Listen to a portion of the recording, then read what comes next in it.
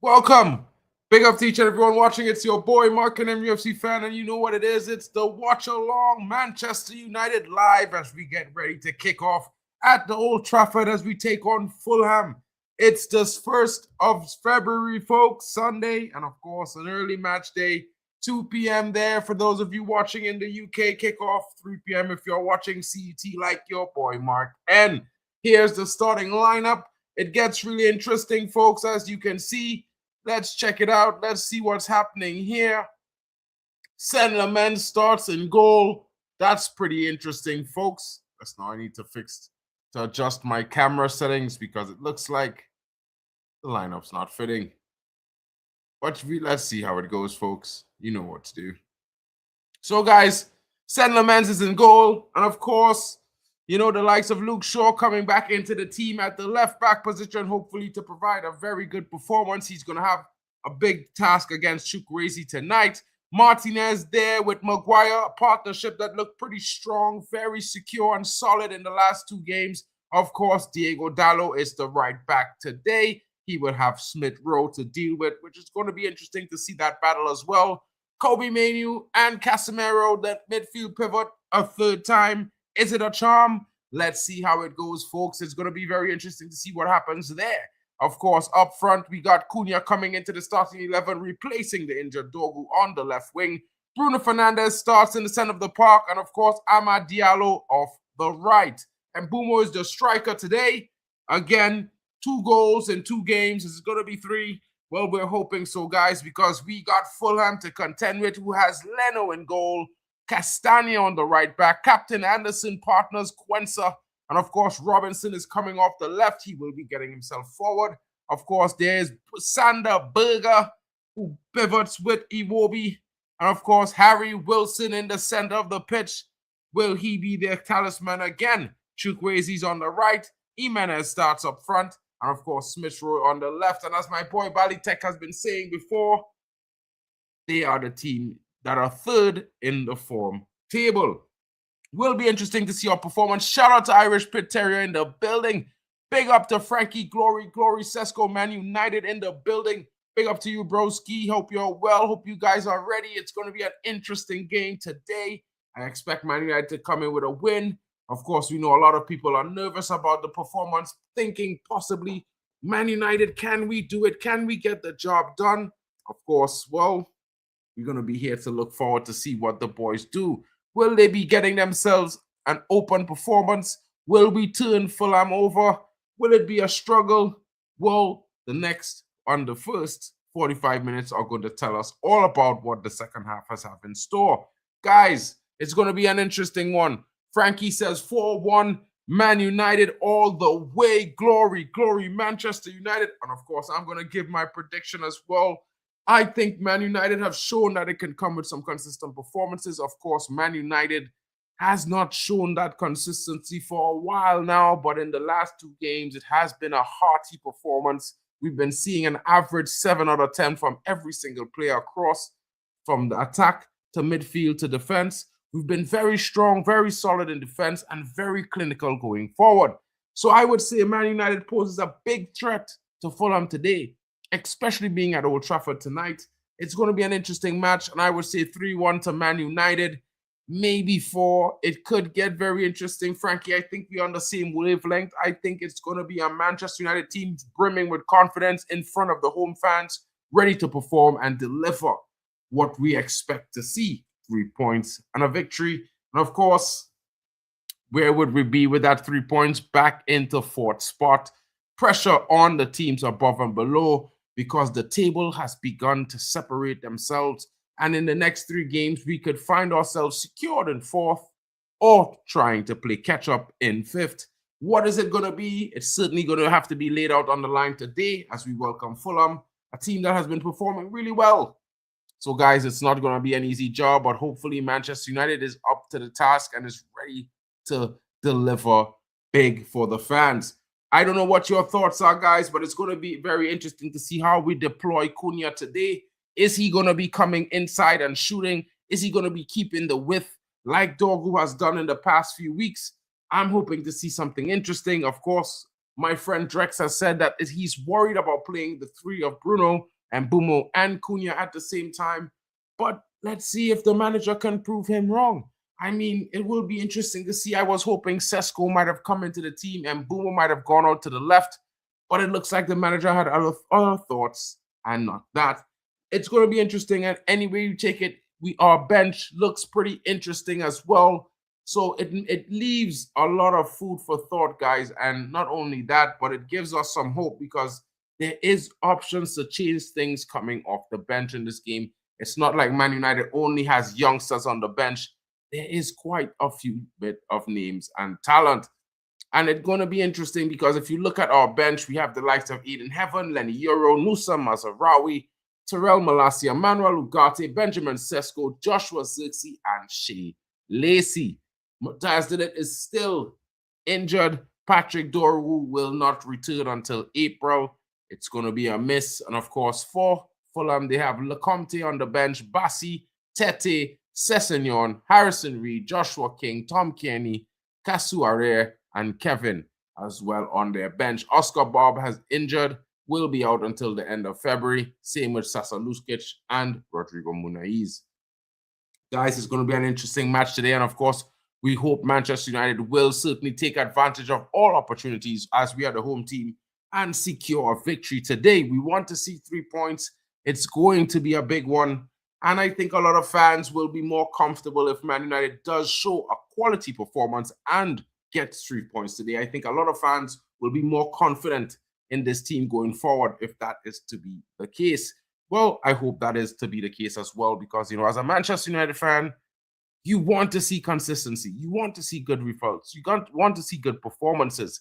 And now it's a matter of continuance and consistent and keeping it up despite playing big teams, despite playing the weaker teams, getting that performance regardless of whoever is in front of you and convincingly winning so that the fans get behind you.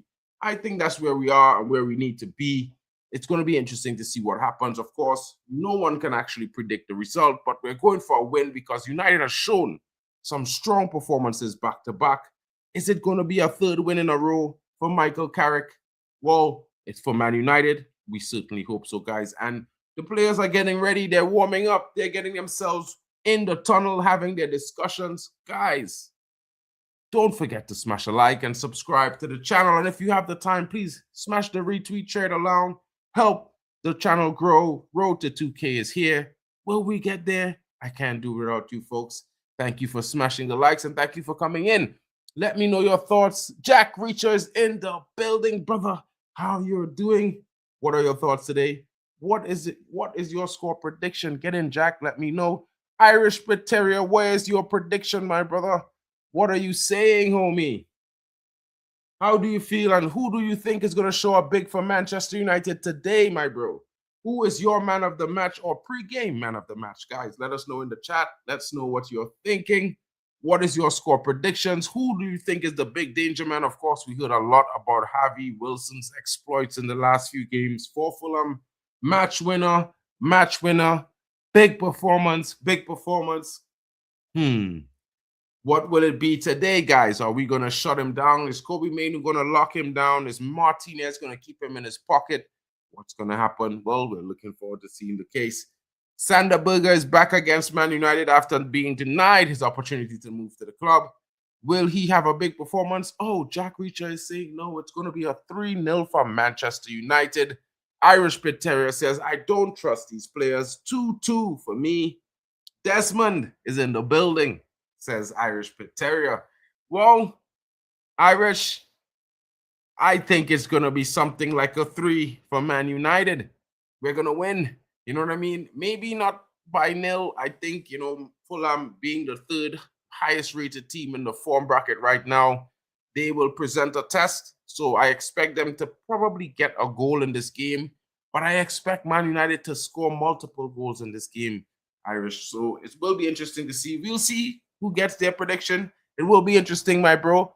Of course, you know, we all hope for Man United victory because we are all Man United fans. So whether we trust the players or not, it's still deep down, we're hoping to get a good result.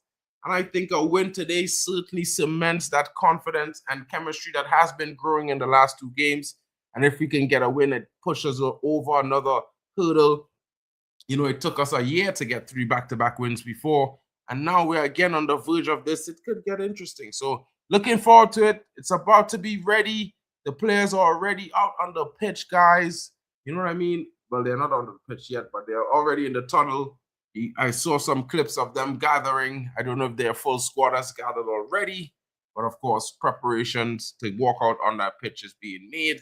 You know how it goes, guys. It's the countdown. 12 minutes till kickoff.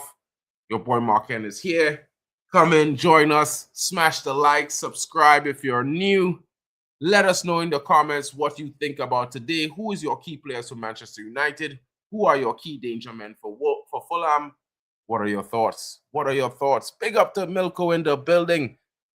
Yeah, bro, we definitely need 3 points today. It's going to be interesting to see what happens there, guys. You know what I mean? Jack says Arsenal win 4 against Leeds. 2 opening goals come from corners. Leeds GK weak on crosses, so Leeds were kaput. Of course, that happens. You know what I mean? It was something like that for us in the last couple of seasons. Interestingly enough, we were suffering from set pieces. It wasn't at all an interesting performance or interesting reality for Man United. Of course, you know, we could always do better. We always expect a much better performance from our boys. I mean, it wasn't to be, but we need to, you know, find a way to get back to that point. And of course, when we say this, guys, you know, at the end of the day, Manchester United fans, we demand the highest level of performances from our players. We're not going to sit back and, you know, take the little bit that they're trying to give us. We always want their very, very best, nothing less. And, well, we'll see today, right? Because everyone says it's easier to get up for Man City. Everyone says it's easier to get up for the likes of an Arsenal, but, you know, it's the games against mid-table Fulham. It's the games of the likes of a Bournemouth. These games are difficult for Man United players to get themselves in the same sort of vicious, you know, confidence and on courage that they play against the bigger clubs. So let's see what they have to offer today, guys. I certainly expect them to come out and win. Big up Ricky Red says a 3-0 win today, maybe more. Ricky, bro, tell me about that. What do you think? How are you feeling there? It's certain confidence, broski. I mean, I have some of that confidence. I predicted a 3-1, but you said a 3-0. That's a strong, strong, strong result, broski. You know what I mean? Different type of pressure on us today. We're expected to win 100%, Rick. You know, we are expected to win. Maybe these guys go out and show a big performance. I mean, you know, Cunha coming into the starting 11, a lot of people might not say it, but maybe it certainly presents a certain test for him as well. Or, you know, maybe that confidence booster that, hey, I could come in and make an early impact for Manchester United. You know what I mean? I mean, Mbumo up front again, 2 goals on the bounce in the striking role. Will there be a third for him in this game? So it's a lot of interesting dynamics to the start of this game, Ricky. And I mean, bro, I can't help but be as excited as you are in a way, because it's been a long time. You know, we go into a game at home and you feel like, yeah, we certainly have that winning possibility. It's not going to be a struggle, you know, unless we do some crazy things, we may not get the 3 points. But today should be routine. Man United 3, and of course, maybe 0 or 1 for Fulham. My prediction is 3-1. You know what I mean? I see some guys, I see you saying 3-0 here. 3-1, 4-1 coming in from Frankie earlier on. Sesko says as well. Jack Reacher says 3-0 as well. It could be interesting. It could be interesting. However, let's see the performance from the guys today. I expect a good one. Now, with this starting 11, guys, I think Bruno will certainly be key for us today. They will certainly try their best to keep him as far from everyone else as possible and block off all his passing lanes. But, you know, Bruno, he finds a way. Of course, I expect Ahmad, most importantly, I'm expecting Ahmad to show up big today. I would like for him to get our opening goal. You know, he's shown some very, very interesting performances since coming back from AFCON. And I really would like to see him get a reward for those performances. You know, a big goal would definitely, certainly, you know, put some pep in his step, give him something to smile about. And I think that's just what we want for our players today. And I'm looking forward to seeing what he can achieve today in this game. can't be treating Fulham as an easy win. 100%, my bro. 100%. It's not one of those things where we can relax. We need to take the game to them from early and try and kill that game off with the same regard early. You know what I mean? Maybe 2-3 in the first half, put them firmly square on the back foot. You know what I mean? And then let's see this shit out. But we all know what United has done in the past. But let's try to think about it as more of what can this United under Carrick do now and show us differently. Maybe they show us a different foot forward. And of course, some players might have been there from before and some players have been here for a long time. But we have to move on sometime. You know, the mistakes of the past are always going to be the mistakes of the past, and it's how we go forward is how things change. So I try to look at that now, guys. I try to keep a positive, outlook on things. It wasn't really the nicest thing being so negative, but it happens. You know what I mean? Ricky says, can be, yeah. This is the best Fulham side in years. We should still have too much for them, though, says Ricky. I mean, of course, I can't disagree with that, Ricky, because they are, as I said, the third best team in terms of form on the table currently. They've gotten a lot of points in their last 8 games. They've only really lost 1 game.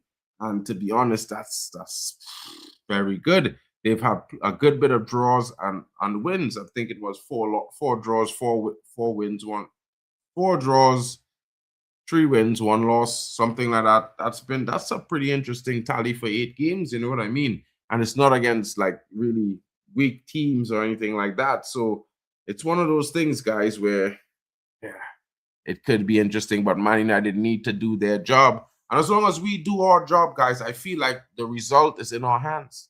You know what I mean? We did our job against City. The result was in our hands. The ref saved them from a 5-0. We still scored 2. You know what I mean? The Arsenal did their best, but they weren't able to keep up with us, and they weren't really able to pressure our defense as they should have. So that's another positive that I would take going into this match. Big up to Ricky. Says he's off to watch the game. Take it easy and come on, United. Big up to you, my bro. I'll catch you later. But you know what I mean? Let's get ready for these guys walking out on the pitch, folks. And it's going to get very, very interesting in here. Of course, we are looking for a victory and to get 3 points, because guess what, folks? We need 3 points. You know what I mean? I don't know about you guys, but I'm excited. I can't wait for kickoff. I can't wait to see what the boys are going to put on display for us today. Hopefully a big, big home win to take us into the weekend, the rest of the weekend. Easy start into the week.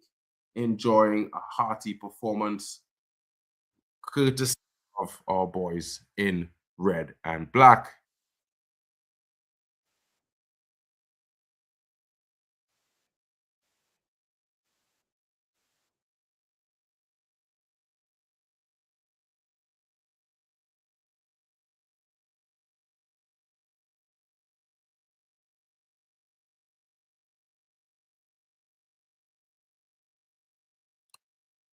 Ooh, they're about to walk out on the pitch, folks.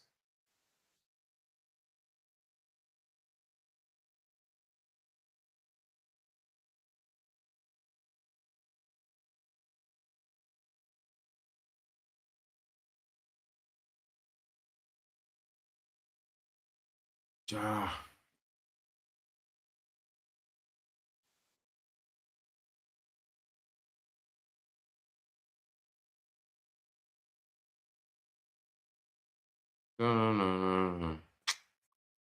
What's going on with this game? Waiting for kickoff is like 1,000 years, folks. 1,000 years sometimes.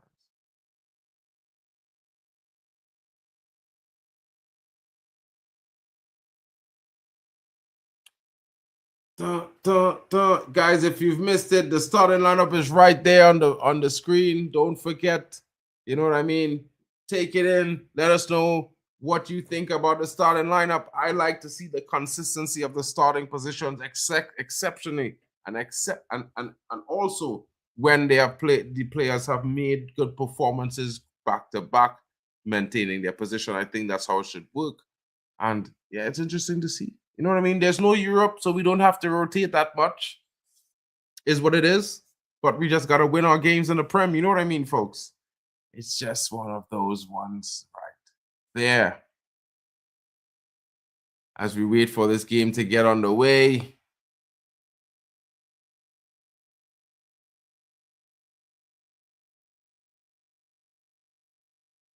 It can't get any more interesting than that, folks.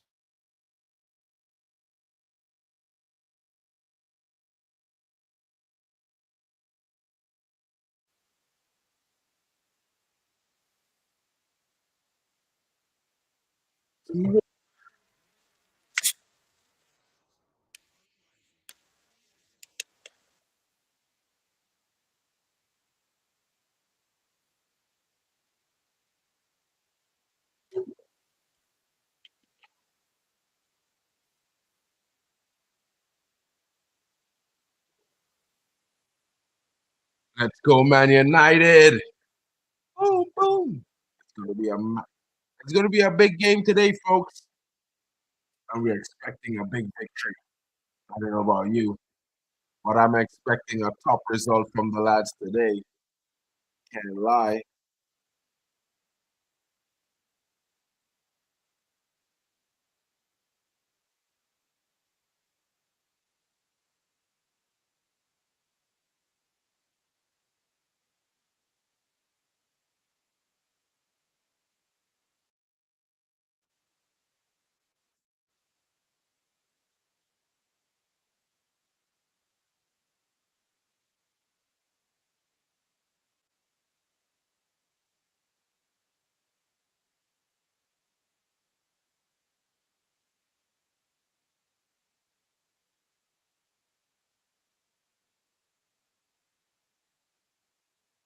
So let's go, folks.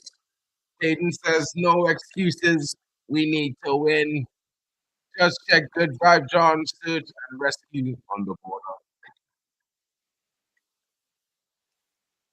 Oh man, this guy.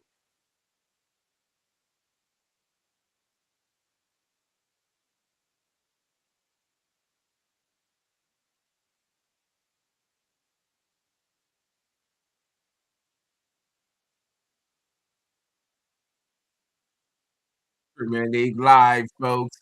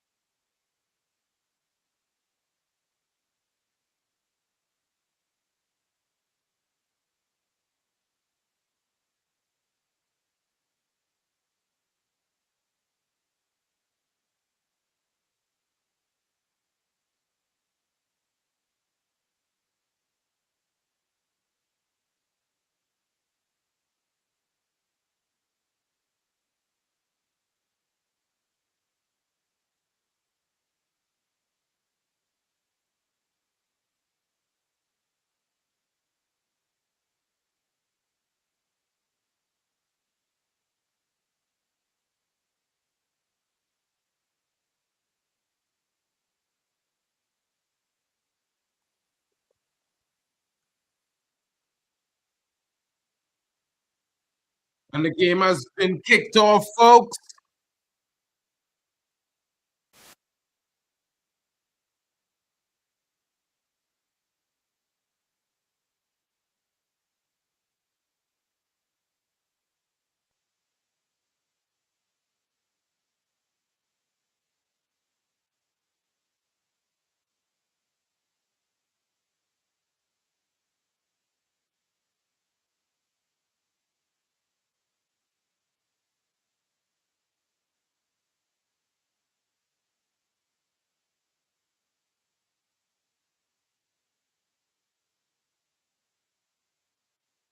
Ball in.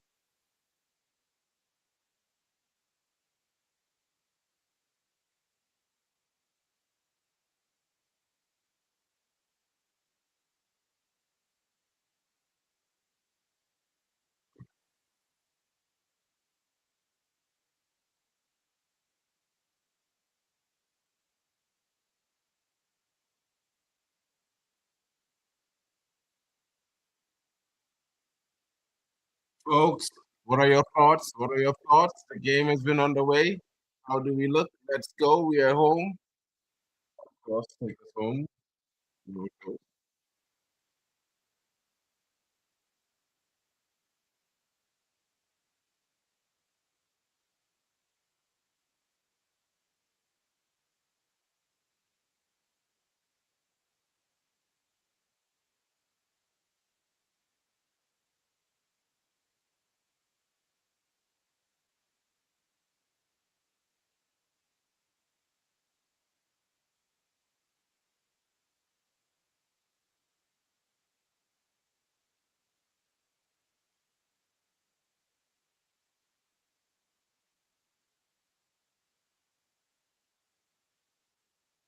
Man United back on the ball. Guaya, Martinez.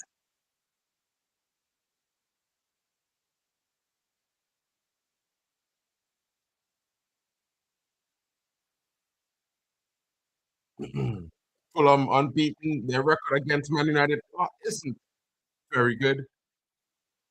But, it could be interesting.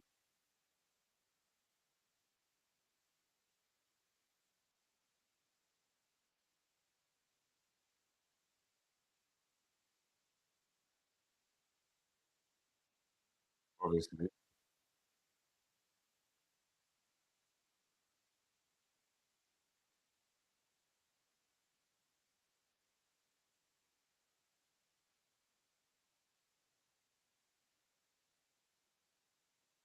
Fulham making lots of passes. They don't look like they'll be in any rush right now today. But, of course, Man United, team, big team.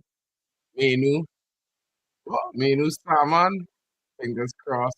Big up.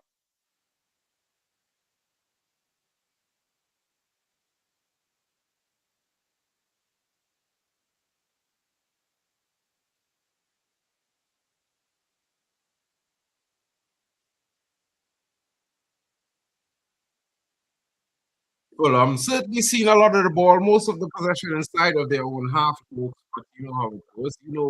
These things don't make that much of a difference. You do the possession in attack that makes all the difference.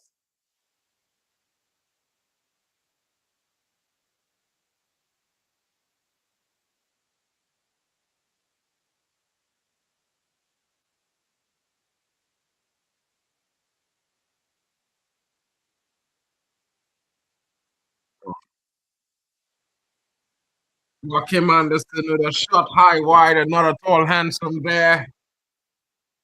United defending very decent. You know what I mean? First sort of chance created for Fulham in a way. Half chance for that, maybe a third of it. Really interesting times. Interesting times, folks.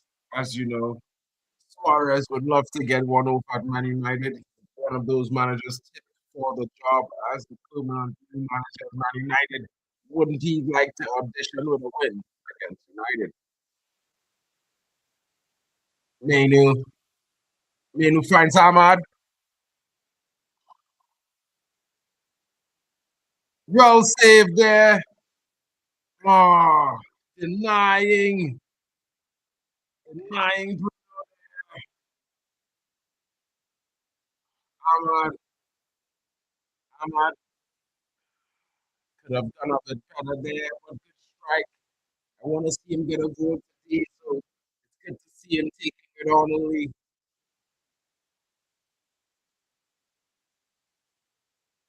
Intercepted there, or given all the way back to Man United immediately.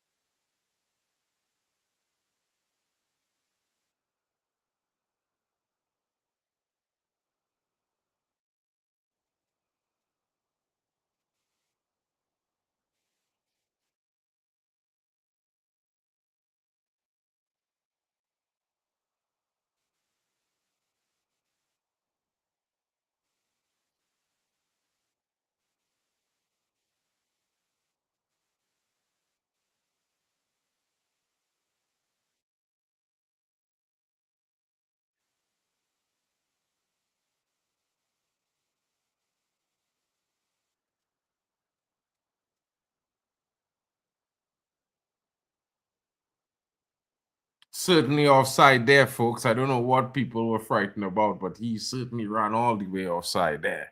You know what I mean? Yeah, I did mention that you were saying that all the time, my brother. I mean, certainly had a decent strike there, but he could have done better, maybe a little bit more to the looking for the bin. You know what I mean?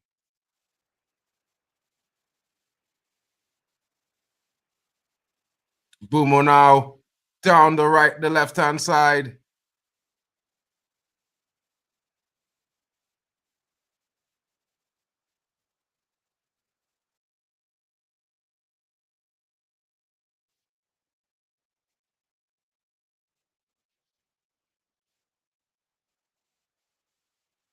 Luke Shaw.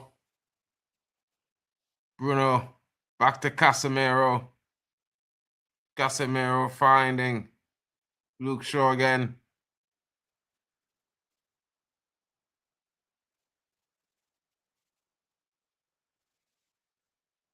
Harry Maguire, the big man. Harry in the building. Casemiro now finding Bruno Fernandes. Bruno into Ahmad. Ahmad leaving his man in the lurch. Could it be 1-0? Corner to Man United. Corner to Manchester United, folks.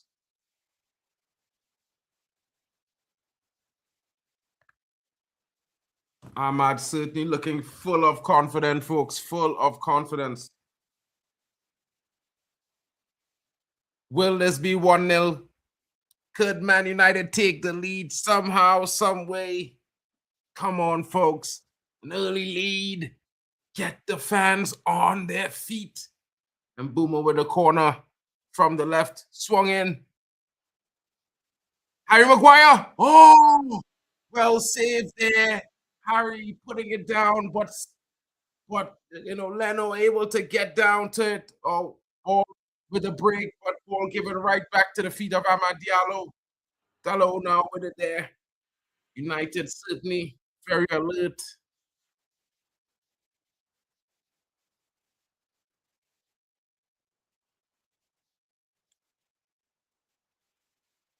Oh, Mbumo, penalty, penalty referee. How? The man pushed down Bruno. The man foot. Nah, that is a pen, ref. That is a pen. How is that not a penalty? Folks. Folks. That is not a pen on Mbumo. Nah. VAR is cooked. VAR is cooked. How is that not a pen? The man literally take the man down without the ball. If that was Man United, that would have been a certain pen. What the hell am I seeing here today? No pen, folks. Well won there by Amad Diallo. Cleared up field now.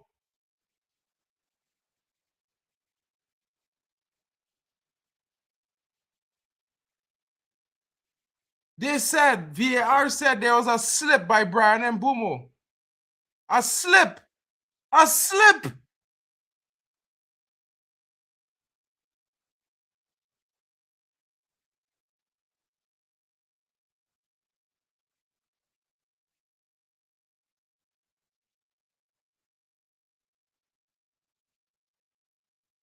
Jesus Christ.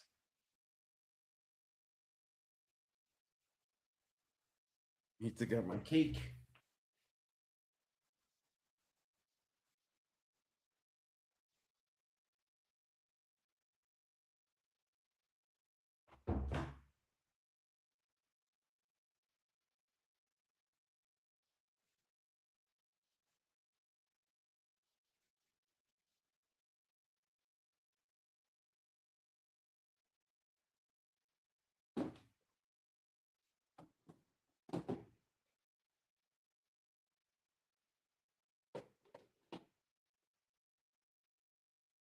I don't know, folks. I don't know. But that should be a penalty. That's 100% a pen. There's no ifs, ands there with that not being a pen.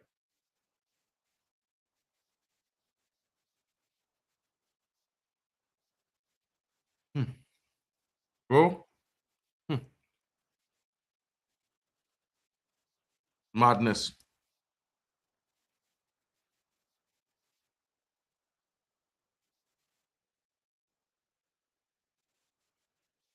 Hmm. Bro. Robbing blatantly there. That's robbery without a gun.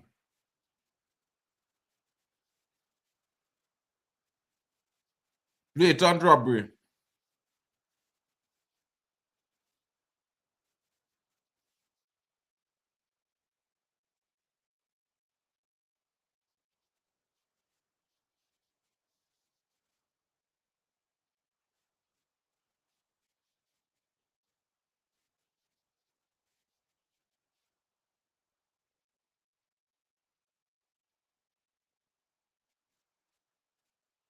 Hmm.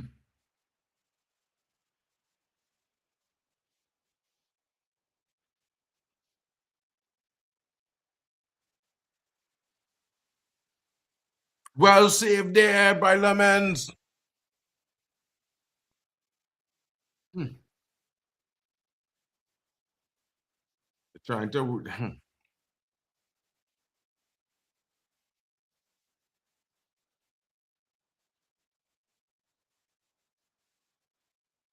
I'm supposed to be offside as well, but they're not going to tell them. Brother, what I going to tell you, bro? They're robbing we like dogs. They're rob we. Hmm. Wild. Well cleared. Bro, I tell all them and them United has so much to do, bro. Come on, Ahmad. Oh, hard luck, hard luck. Good coming out there still. Fantastic for real. That what that hand, that reaction there to slap that way. Killer.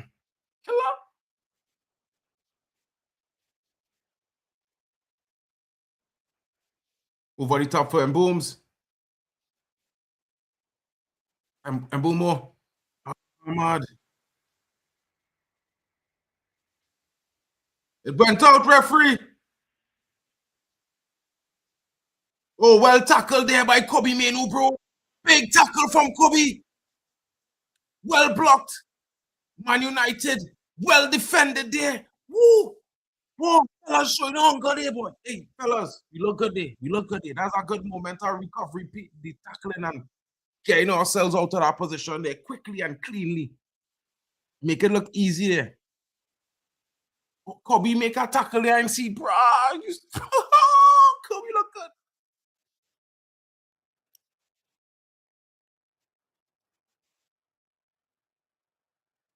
Probably.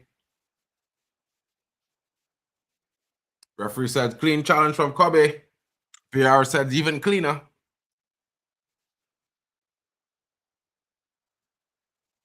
I'm at now. Ooh. Come on. Maintaining possession. Good. But, I mean, we've seen composed performances here right now, fellas. And I feel like we're going to score. I don't know why. I don't know about you guys, but I feel like we're going to score.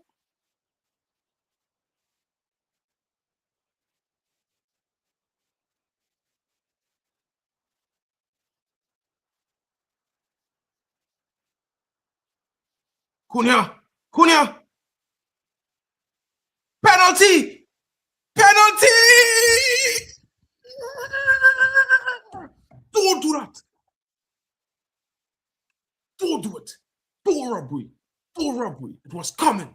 It was coming, fellas. It was coming. It was coming, fellas. It was coming. VAR. Menu playing like prime SCN. Cunha dribbling in there like a beast.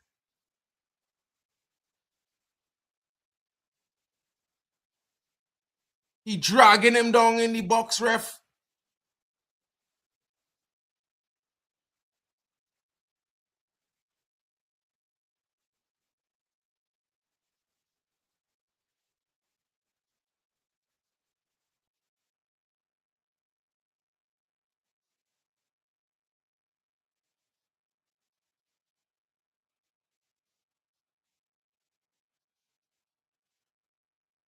Now that foul, ref.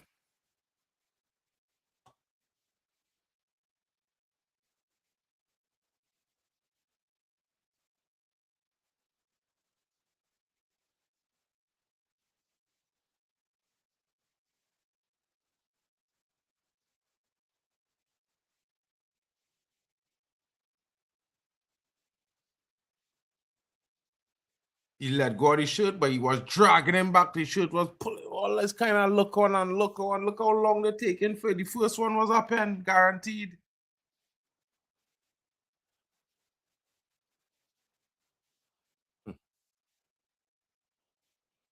I would just give the penalty just for that sake because I was wrong the first time. Just give it. Pen. Just give it. We owe a pen. Just give the pen. Give the pen.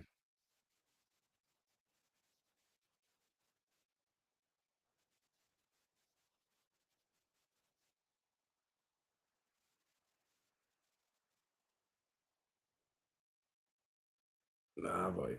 Real tarty business.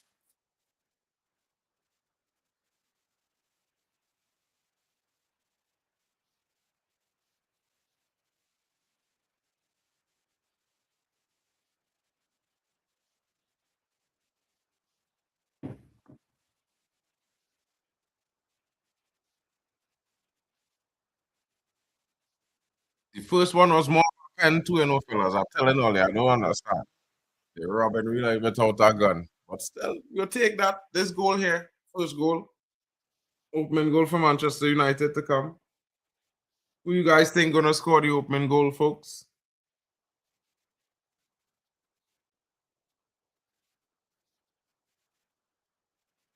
Yeah, bro, 100%.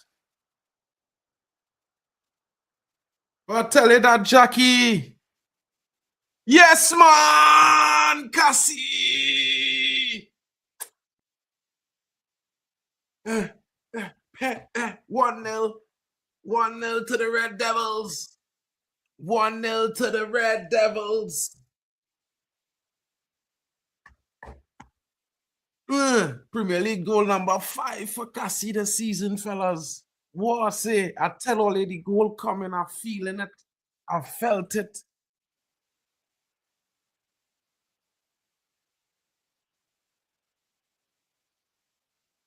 The delivery was first world class, you know. World class free kick there from Bruno, you know. World class delivery there. Bruno put that on the man, nothing. He put that on the not Mac.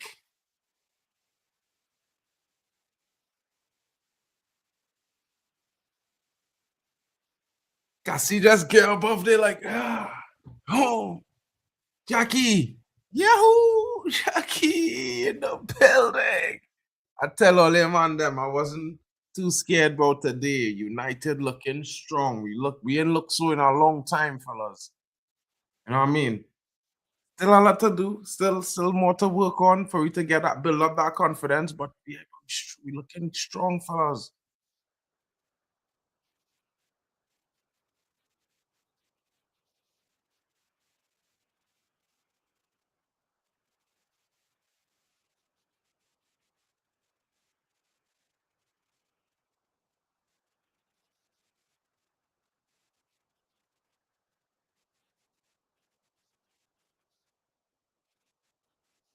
Guys, I feel Michael Carrick talk to these fellas a lot about not letting these decisions affect your mode of playing. And it's wild. You know what I mean? This is what is the kind of management. I mean, not to per se, but if it is at all, what he's saying to them affecting this. This is the way to impact these brothers when they make mistakes. Talk to them about how they deal with it, as opposed to anything else. Come on, fellas. Well won back here. Good tracking back there by Cassie. Goal scorer. Oh, receives a foul push down there. Come on. Come on now, referee. Don't try to cheat. You know what I mean? I line telling you, bro.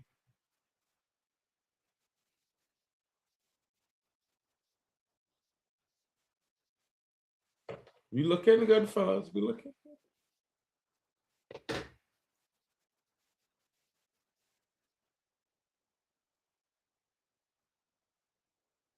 This is how you want to be looking.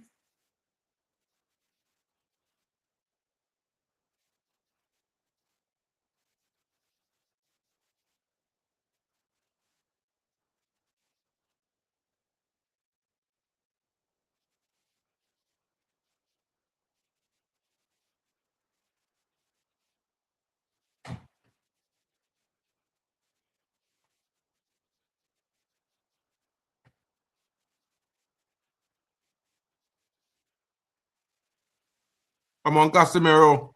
Ahmad on the attack. Bruno there. Oh, ball comes in. Cleared. Man United win the ball again. Bruno there. Finds Ahmad. Kobe. Kasse.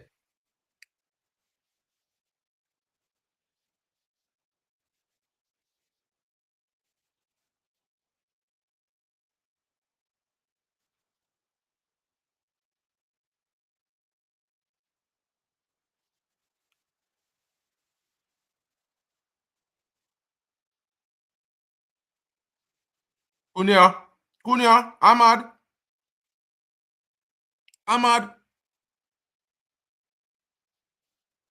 Casemiro. Bruno. Luke Shaw. Oh, poor cross there from Luke Shaw.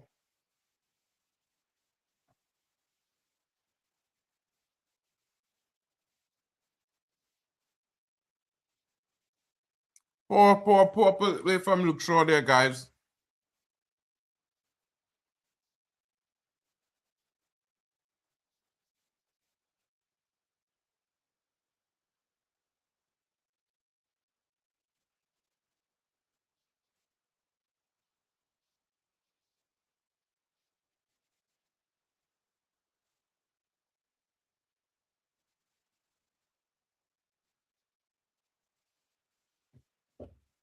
Ahmad and Bruno doing a number on Sanderberger, boy. Sanderberger probably wishing he was never a burger, you know. Beef is on the menu. Bad jokes all day. Yo, Dallo. Martinez all the way to Luke Shaw. Let's see if he can do something better.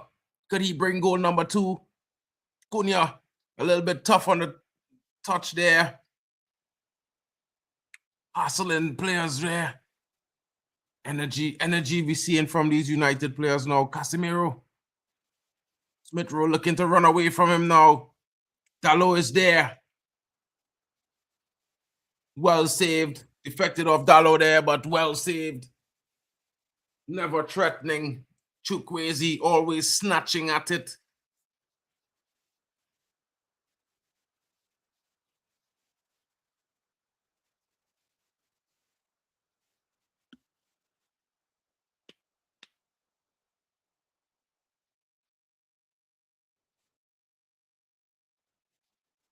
Ahmad, Kobe.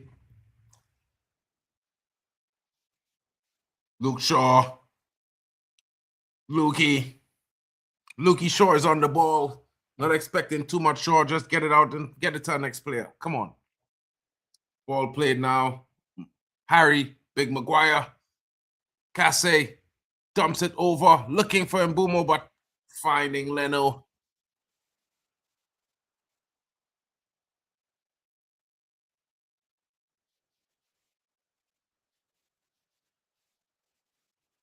And if the game was to end now, Man United would be in 4th. You know what I mean? Lots of fans and rivals will not be liking the sound of that, folks. But we don't care. You know what I mean? We are fair. You know what I'm saying, folks? Fulham looking for some opening. Man United doing very well to press and mark in between the channels, keeping Fulham unable to find their rhythm.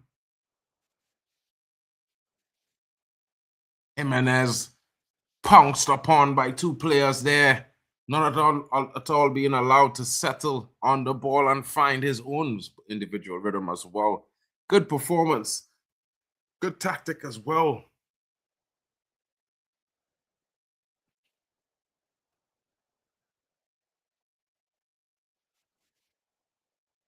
Ahmad,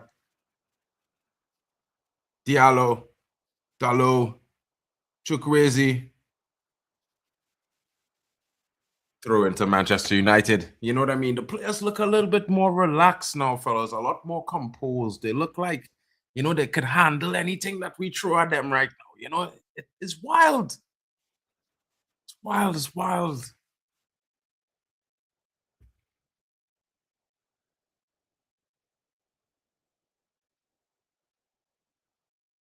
Ball over the top, looking for Bruno. Defended there.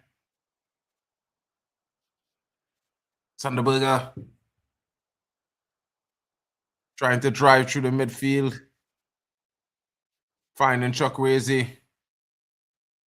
Chukwueze looking for that ball wide. Dalot, well defended, well won there. Finding Bruno. Bruno fouled there. What? Is rugby going on here? Or?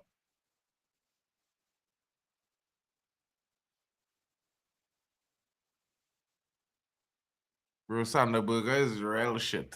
I can't lie. Anybody who rated Sanderberger, well, they rate a shit snake.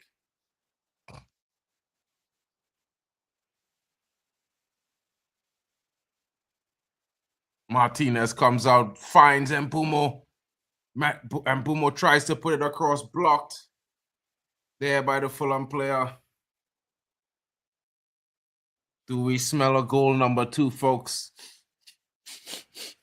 Do you smell on the goal number 2, folks? Throwing goes backwards. Dalot calling for a ball. Menu drives forward a little bit now. Finds Mpumo. Mpumo back to Menu. Menu slows it down. Looks for Bruno. Bruno! Oh, so close. The wavelengths are matching up between players, folks.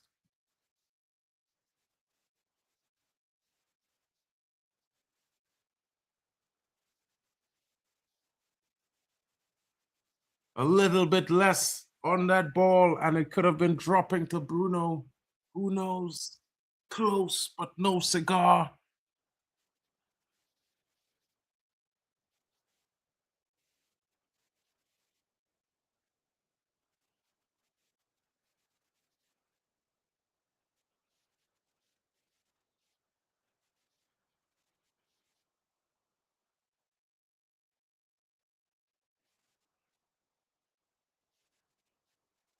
Casemiro, well played, well delivering. Man United spreading the ball around the pitch, finding Mpumo. Cunha.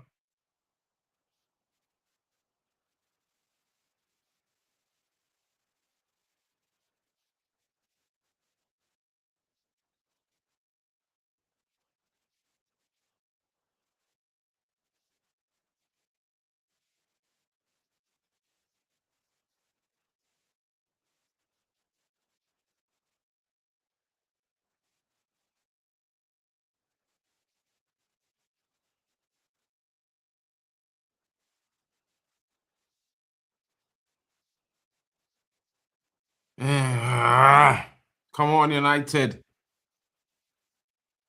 We're defending well, folks. We're looking good, controlled. I think we're looking far and the better team in the game so far. You know what I mean? Fulham are doing well. They are the team in form, one of the top teams in form in the league right now. And, you know, I think we're comfortably ahead right now. We should be ahead by maybe 2 goals. Mpumo! Mpumo! Clearance there, corner again for Man United. Will this be goal number 2? Man United certainly asking questions. Are we going to ask the right questions again? I don't know. Let's see. I could, you know what I mean? Mpumo now with the corner.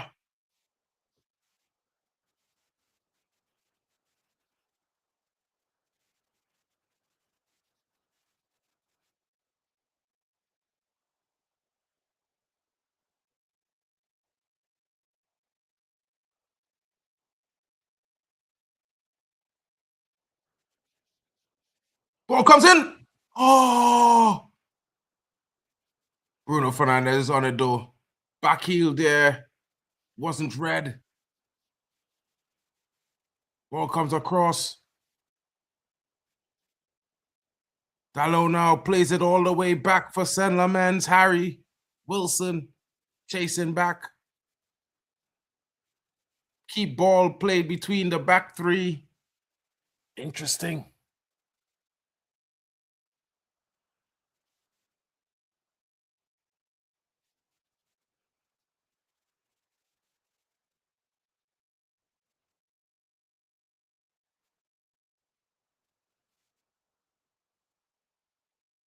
Cuenca is a tall guy.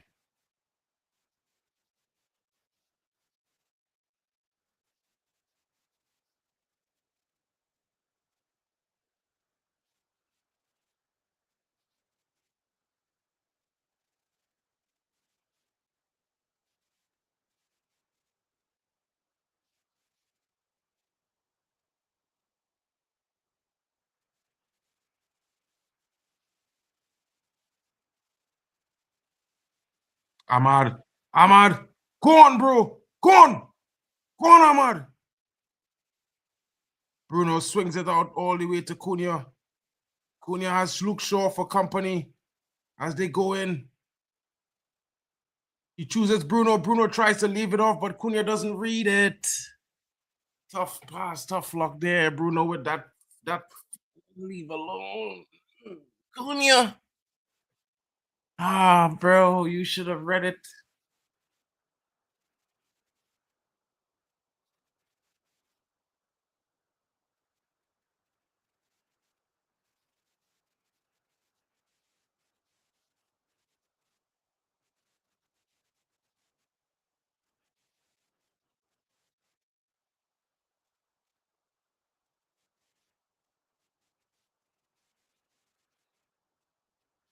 Clearance there. Corner to Fulham.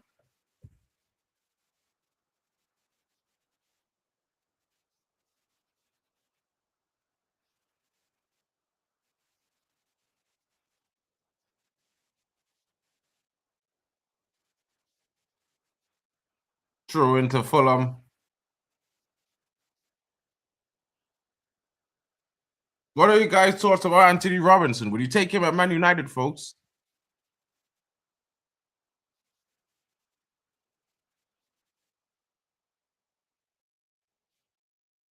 If Ahmad had gotten his head to that, could have been an interesting thinger.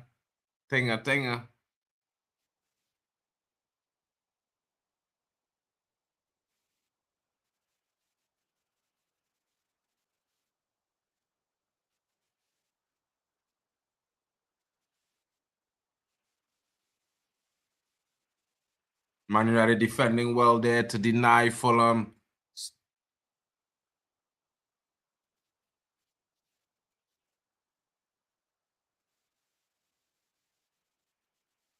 Foul by Fulham's Harry Wilson there on Harry Maguire. Free kick to Manchester United. Cools the pressure, relaxes, allows Man United to get them a deep breath, get themselves back into formation and take their time to resume the game.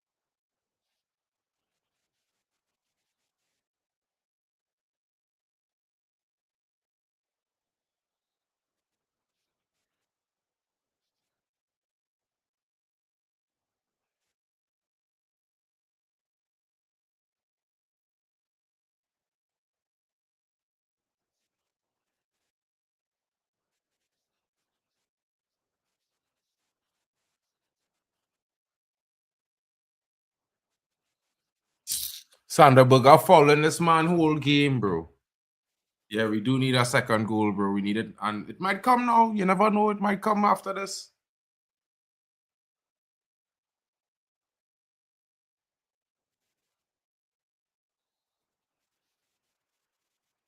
Einline Fulham real fouling. It's like, let's play rugby. Or a little bit of Aussie rules, guys. A little bit of Aussie rules doesn't hurt. You know what I'm saying?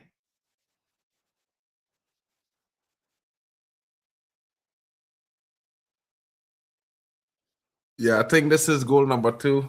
Folks, it's about to be 2-0 Man United.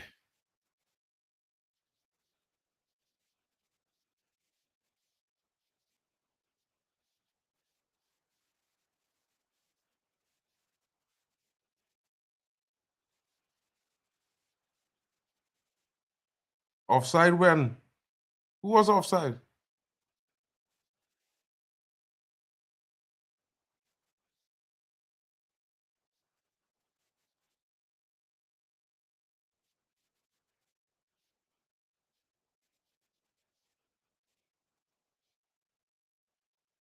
Eh? Wild.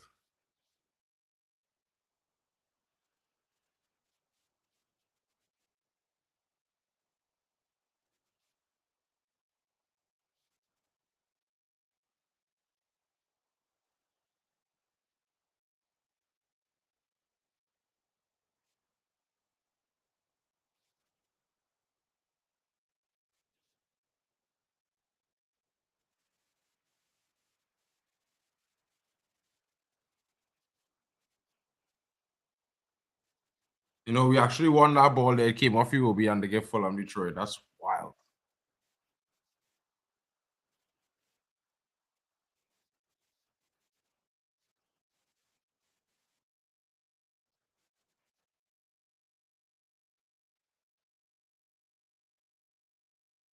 Oh man, these refs are so lame sometimes. Yeah.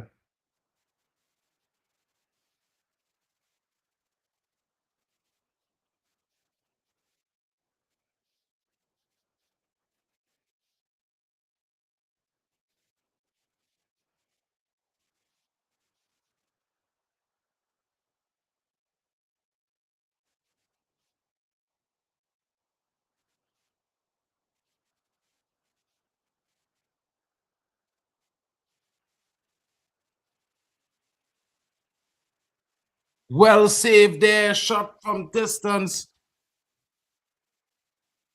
He got some power behind that. Did Iwobi. Did he done? But well saved there.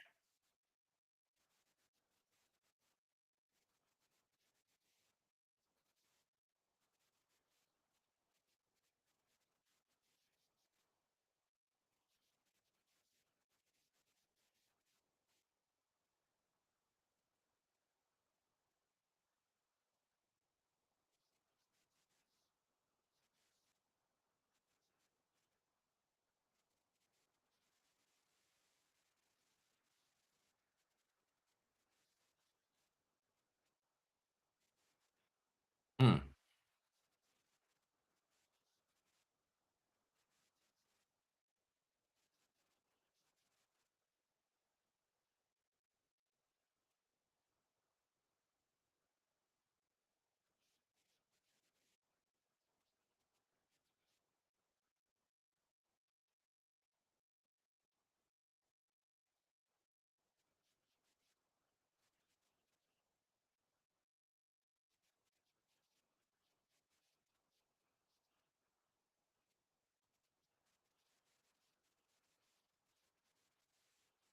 Uh, Goal kick, United.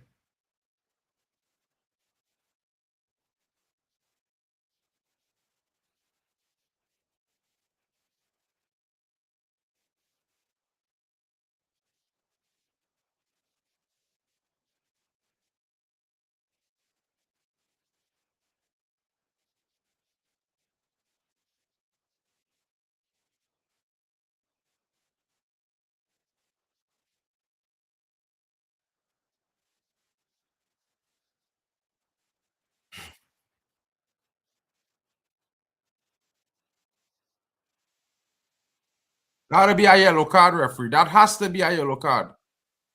Oh, okay. Thank you very much, referee. You're starting to function like you're working.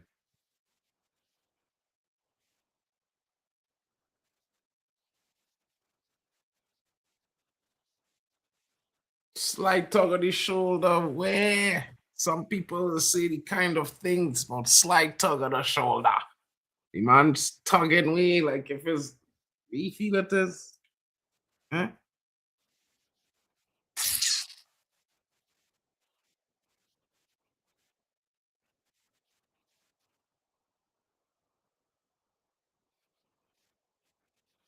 Man, I'm moving mad. Yes. I don't know. I feel some of these brothers is just be mad. Yeah. It's just be heated. It's just be heating. Come on, United winning. I don't understand.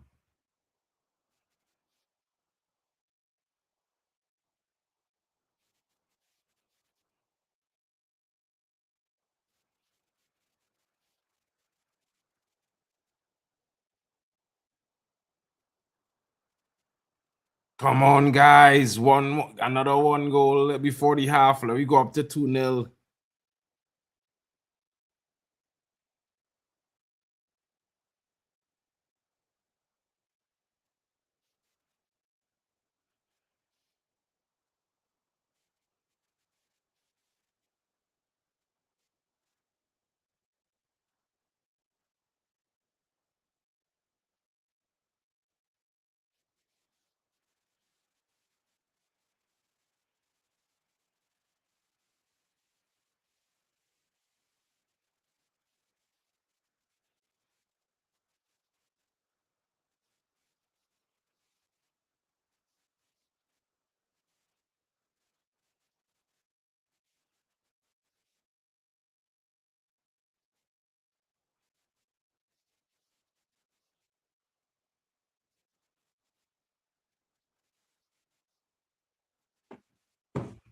And them have no clue. You know what I mean? No doubt about how much more we need that one more goal. We need it. We need it. We need it. We need to get our next goal, separate ourselves so we can relax.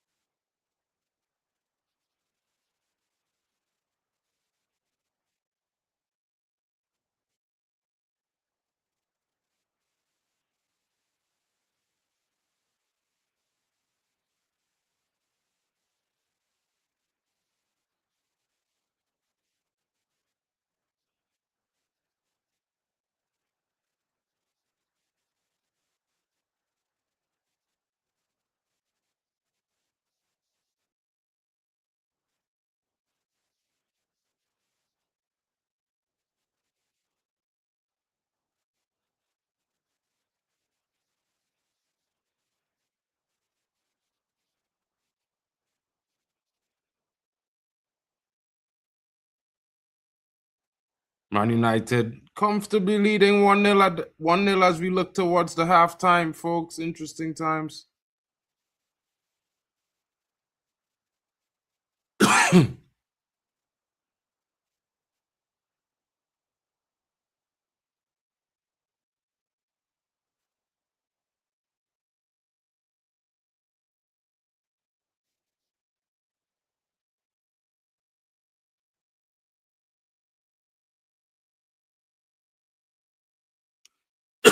Come on, United. Let's get that second goal before the half.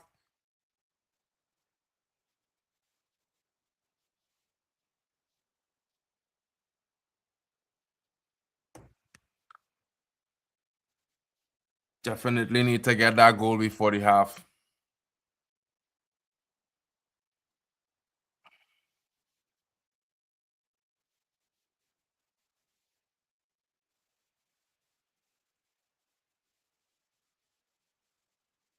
And United maintain possession with a throw-in.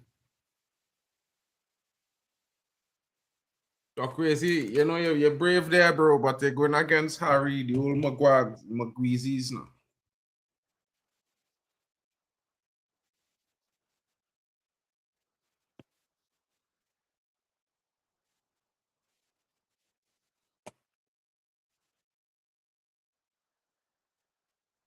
And Marks don't play. Marks don't play is a serious business time.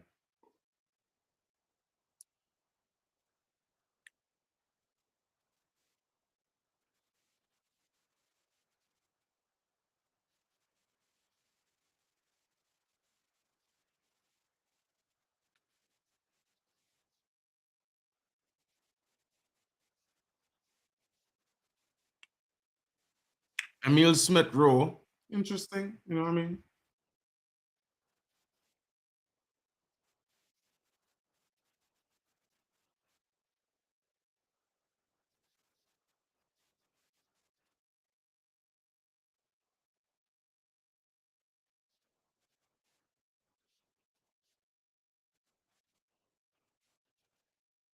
Very little signs from Menu for defensive defender. It is good. Yeah.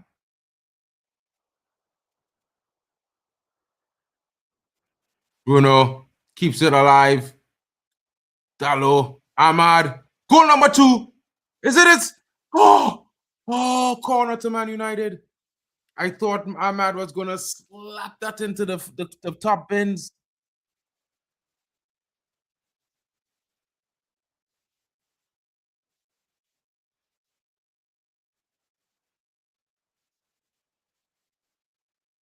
If he had slapped that with his left foot, I feel it might have been goal, no fellas. It should have been a left strike. I just felt like he had to go with his left there. Ah, interesting performance. Boom with the corner. Oh, Harry Maguire not on target, and that will be the last roll of the dice for the first half. It's 1-0 Man United at home versus Fulham. And I would say to you, Man United deserve to be at least 2 goals to the good.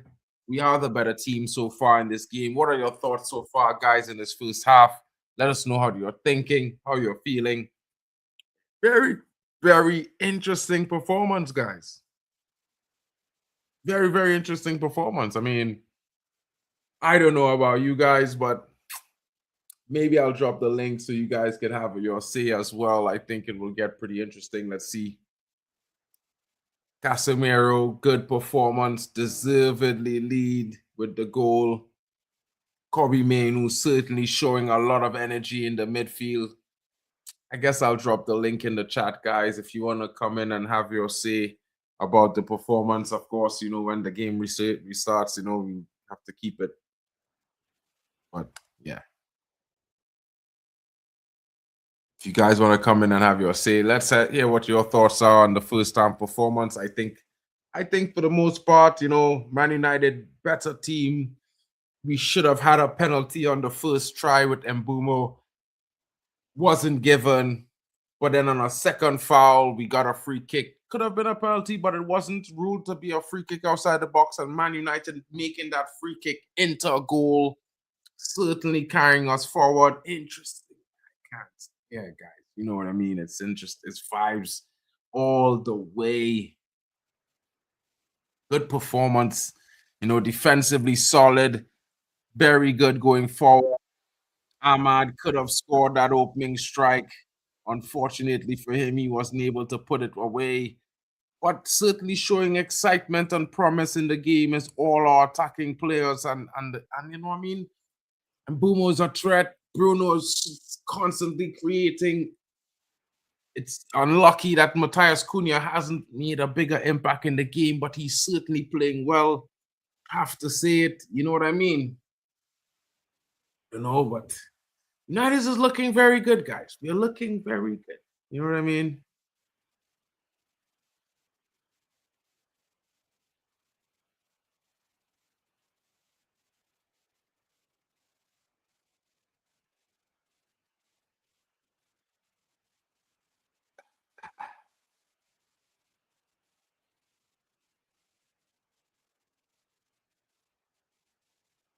The United certainly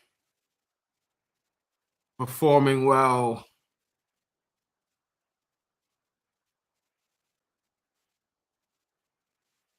Ooh, Stone Roses. Sorry, guys. I can't help but look at the Stone Roses in this current moment. Big up to Bali Tech coming in. Hold on. Yeah, bro. What's good, homie? Oh, what's good? Yeah, decent first half. Without too much going on. We've had a couple of chances, couple of decent ones. A strike from couple of strikes from Ahmad that have been saved quite well. There was the save from the Harry Maguire header. Obviously, they couldn't keep Casemiro's effort out of the back of the net. Another assist for Bruno, another goal for Casemiro. And so far, we've, I would say, been in charge of the majority of this first half. We haven't been in charge of it all, but I would say we've dominated most of the first 100%. half without being spectacular in a way. I feel like we need to score again to kill the game, because we don't want a situation where we've left it at 1-0 for so long and then Fulham come and give us a last minute dagger. So as long as we're 2 clear goals up, I feel that Fulham might get desperate and commit more bodies forward and start opening up, so Man United can go forward and do their thing, the type of thing that we was doing against the likes of a Man City and against the likes of an Arsenal, capitalise on the lack of bodies at the back and hopefully score even more goals than we've already scored so far. And then maybe we can end this game with another 2 to 3 more goals. So long as we score the second goal and put them in real trouble. So yeah, get the second goal, guys. Come out in earlier the second half, get the second goal. I would expect Silva to start throwing bodies forward, and then from there we could capitalise on the spaces being left at the back. Yeah, it would be interesting to see how. It would be very interesting to see how we approach the second half, bro. Because we've been comfortable in the first half. We've been playing well. And to be fair, if you look at it from all perspectives, we are the better team in the game. I know that is relative and depending on the moment and how everybody want to look at it. But when they look at how Man United has performed from forward to back, we've been showing very good performances, confidence. You can't really say that we look shaky in this moment or shaky in that moment in the game. We took our chances when we got them. We creating chances, we defensively solid.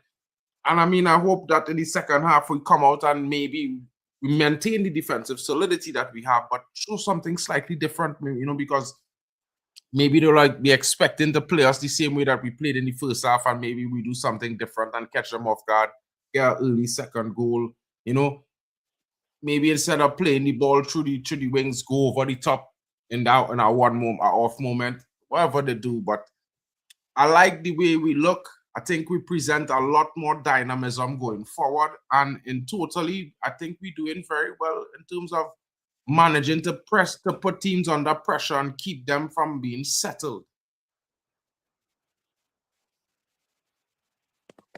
I know you think about that one, but I think we kept Fulham from getting into a rhythm in this first half.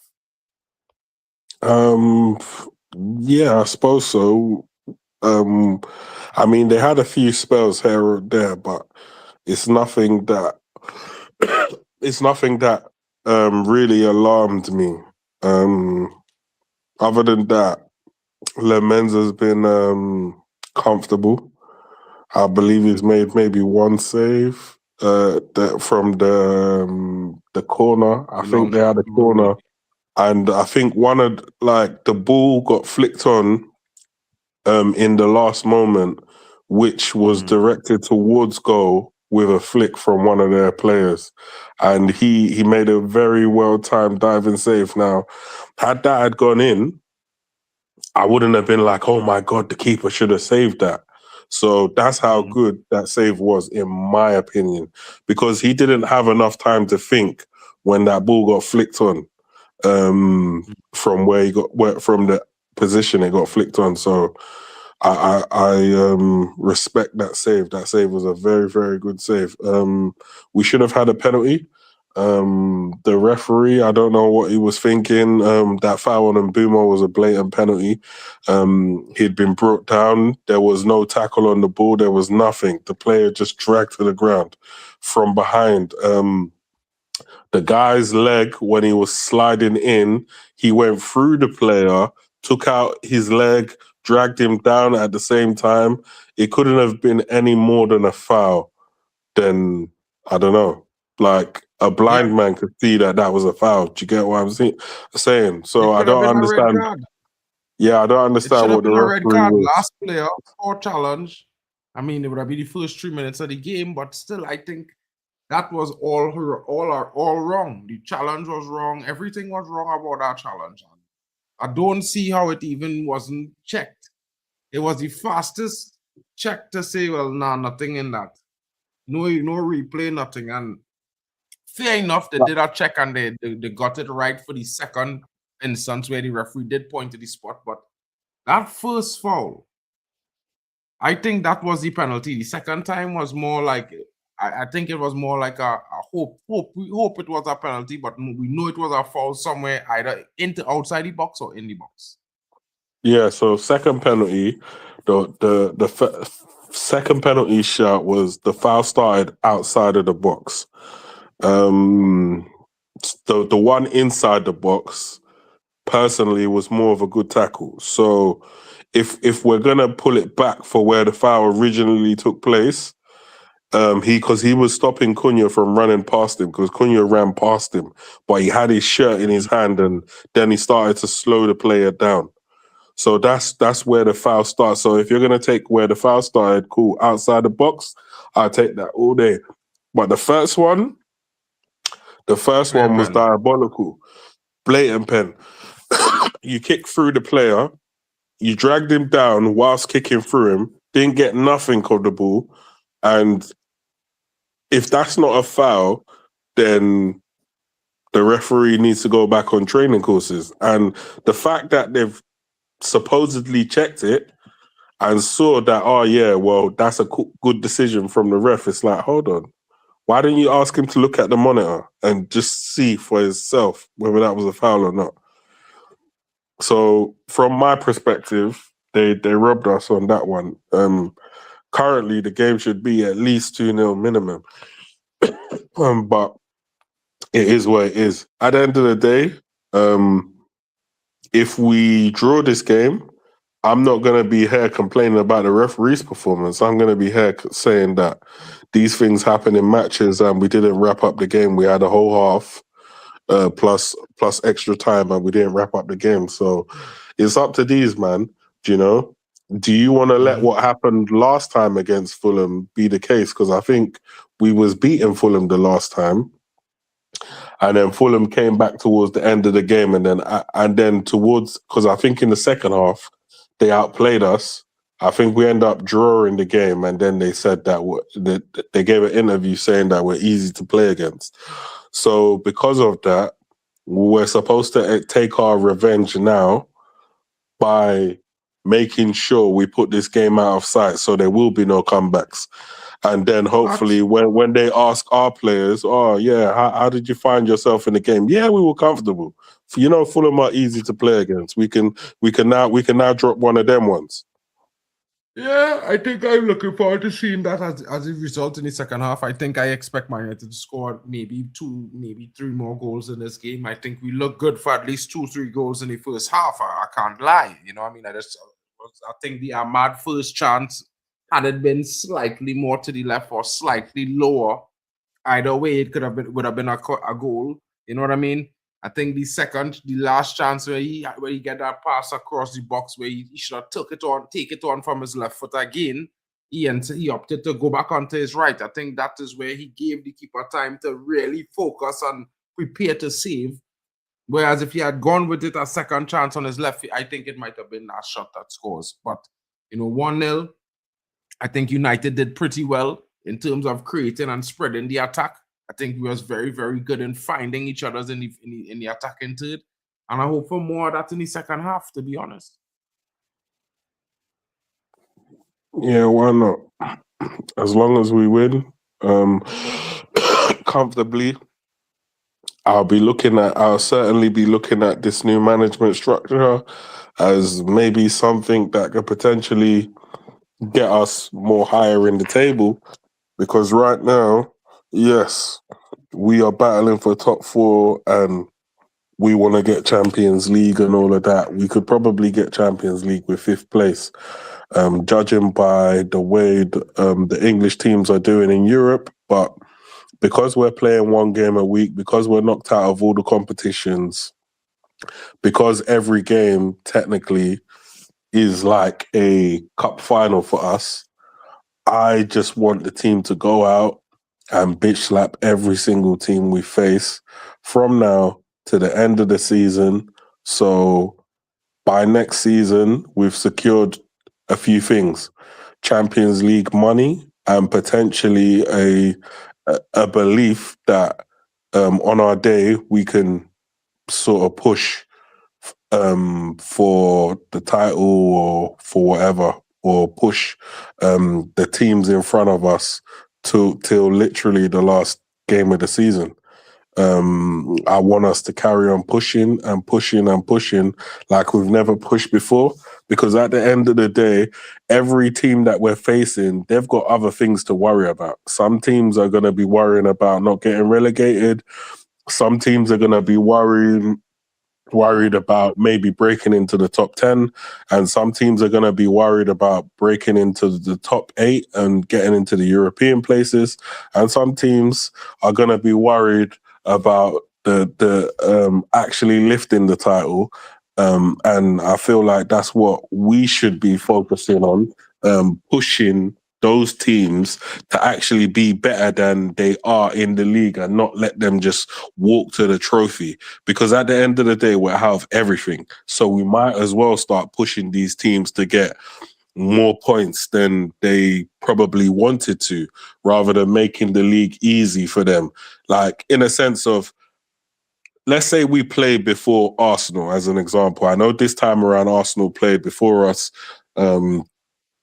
but let's just say, as an example, we're playing first.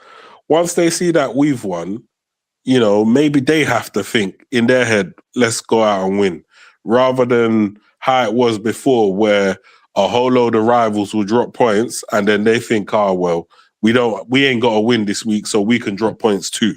Yeah. We have got to keep the winning going, so all the people around us are saying, Man United haven't stopped losing, you know. Man United haven't stopped losing, you know. Man United are not drawing games no more. Man United ain't dropping points no more. And that's just how it needs to be. We just need to carry 100%. on winning. 100% agree with you there, broski. 100%.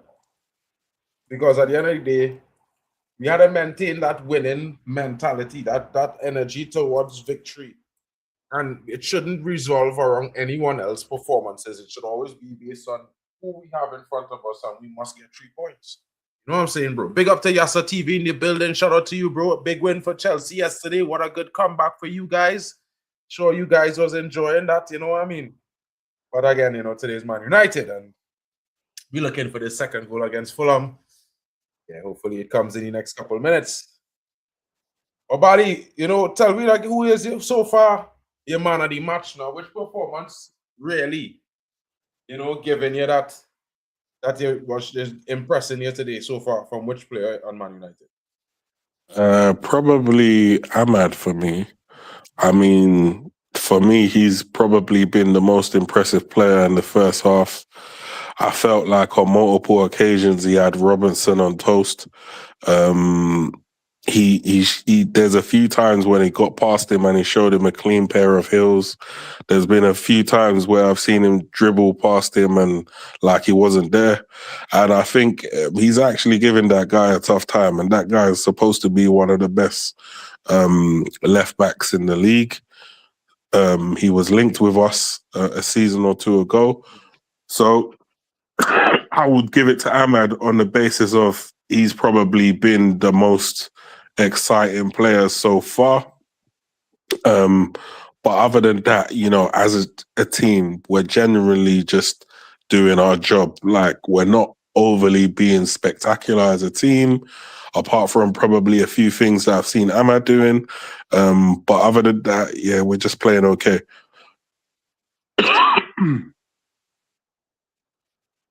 100%, bro. And you know, it looking like we start off the second half more like the first half, a little bit more aggressive. You know, seeing Ahmad getting on the ball a lot. And Dalo, Man United in current possession of the ball right now, looking for an opening to go up the field and hurt Fulham right now. You know, and we're playing very composed. That is one of the things that are very much happy to see over the last couple of games. We're looking a little bit more composed individually on the ball and as a team in so doing. Oh, well played. Oh, Bert Leno, well defended there. Boomo. Lovely play from Man United there. That was good play from Dalo. Dalo properly well delivered to him there, bro. That was good play. When he came in inside of the field, it was a good decision. And then obviously, you know, he received the ball back, through ball into Mbumo, very good. And Mbumo, he was trying to go through the legs, it didn't work. In that moment with Mbumo there, bro, it's like there you go. It's like there you go through the legs. Or you Around the go keeper. or you go around the defender, the goalkeeper. You know what I mean? So it's kind of one of them ones there where, like, it's like he make a choice. It didn't come off.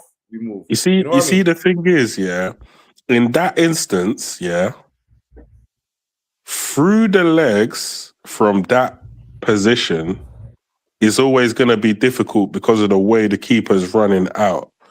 If the keeper's rooted to his spot, through the legs is one of the most beautiful things because the keeper's so vulnerable. He's not in a position of power, right? So in that instance, you got to be looking to go around the keeper because the keeper is the way he's Big rushing out to you. He's not clearance on the goal line from Martinez there, bro. Sorry to say that, bro. Sorry.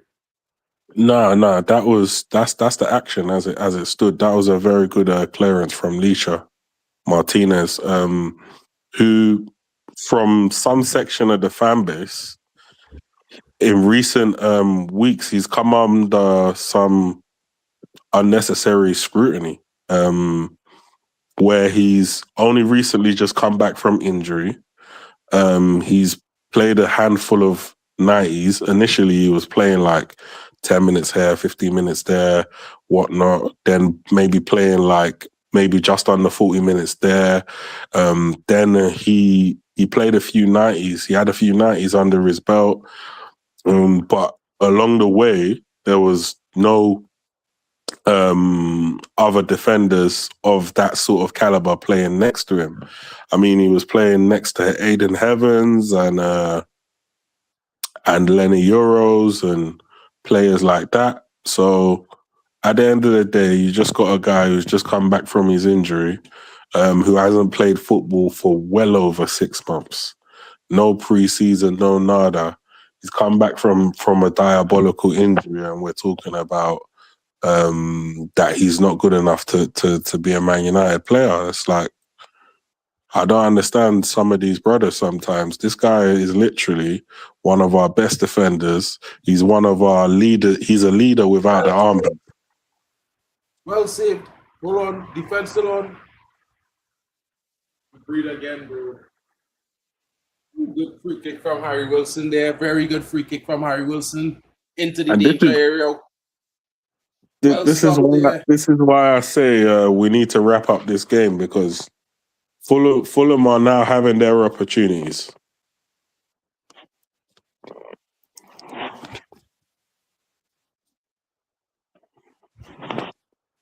Fulham are now having their opportunities. Well done there to Lemons to keep that ball. It was real difficult coming over the other loop. It's like, man, I wrap that up and catch that. Man United clear there for the second corner. Wilson is offside there. Goal kick, Man United.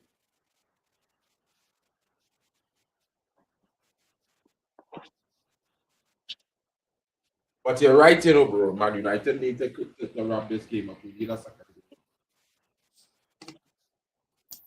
Because a win is a win, right?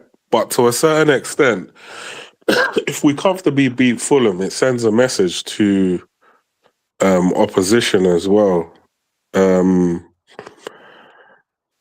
Yeah, we need to start sending messages out that we're coming for 3 points. That's what I want to see.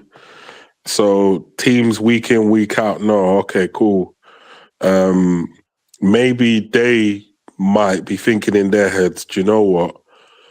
We can afford to lose the Man United game, but we can't afford to go all out and try and beat all these other teams when we know we're not going to beat Man United.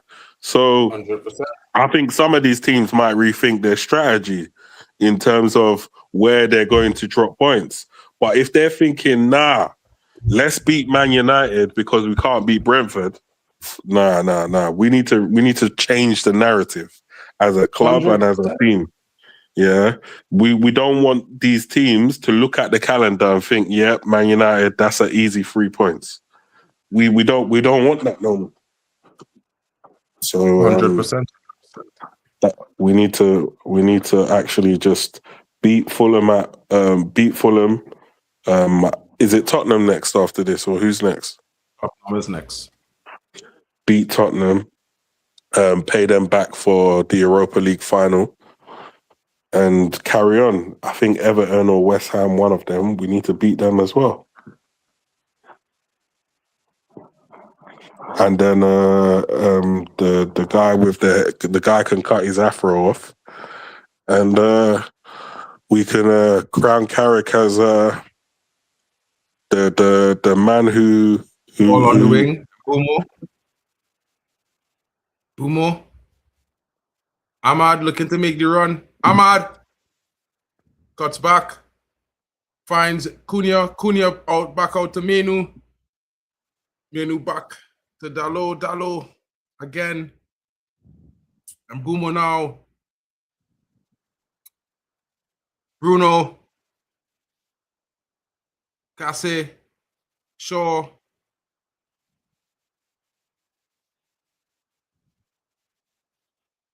Lucha breaks through some space. And Menu all the way over to Ahmad. Good switch up play there, finding some open space. Dalo back to Ahmad, sort of wide, not loose pass there, but Ahmad recollects. Bruno, Ahmad, Bruno, Cunha. Dalo tries a shot blocked. Body's in the way there. Chikowezi, but ball went back for Menu. Cunha now on the wing. Man United looking, asking question. Ball comes into the box, but, blocked, defended away. Fulham tried to clear their lines only as far as Casemiro. Dalo now finds Menu. Menu back to Casemiro. Ball comes through the box. What is Cunha for two? Bam! What a strike! And he's dancing. Big goal! Oh, that's up, bro. I'm going to apologize. Bro, don't see that strike. Don't see it, King. No, I've seen it. I've seen it. I'm just not saying anything.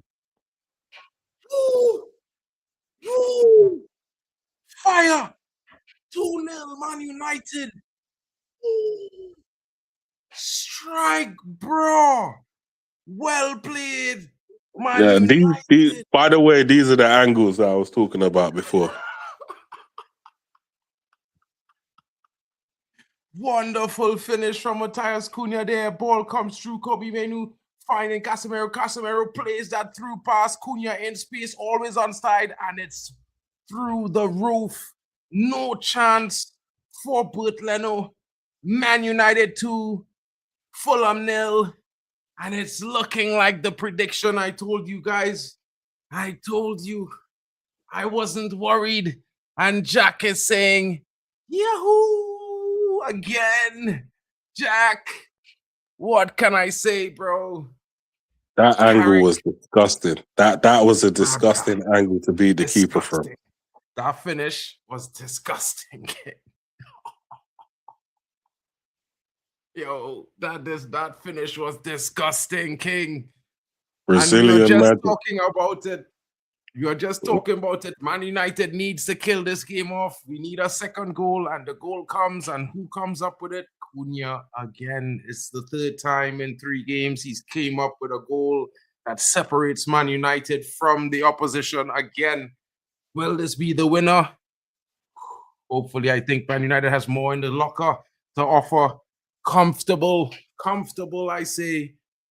I waited. I'm a good boy. Big up to Jack in the building. Shout out to Jackie. Jackie's like 30 seconds ahead of both of us, Bali. So, he see that goal while we were still talking about it. And I was going through the run of the pass and play. He was already seeing the ball at the back of the net laughing. Big up to Jack. Guys, good performance so far. We need one more. We need one more. Have to say it. We need one more. There's still a lot of time on the clock. 32 minutes. Yeah, we need more. Virgin coming early and say 3-0, bro. Frankie say 4. The 4 there's a potential for 4. Just due to the fact that we're winning 2-0, they've now started to push forward a bit. And because we're sort of resolute at the back and we're defending with a lot of discipline, when we win the ball and we're able to go forward, that's when the punishments will start happening, because they've got to commit bodies going forward and we haven't got to commit in the same way they've got to commit. But what will happen is when we get the ball and we're going forward, Man United's sprint relay team is back in action, and there will be a gap here or there where we can score goals. So yeah, fantastic goal from Mateus Cunha. I'm very happy for that. We'll see what's going to happen. And we'll also see if Sesko can get a piece of this action as well, because you can't just leave a killer like that on the bench for too long. We're winning, we're 2-0 up. Potentially Freeze coming, and he there's a lot of this half to go. So we need to get this guy warming up into games, because if there is another injury and this guy still ain't playing no football, what will happen is now we got a striker that's out of form that can't come off the bench and do anything. So hopefully he will get a decent size of this game and hopefully get on the score sheet as well. 100%. I mean, we might see him come on in the next 5 to 10 minutes. You never know, you know what I mean?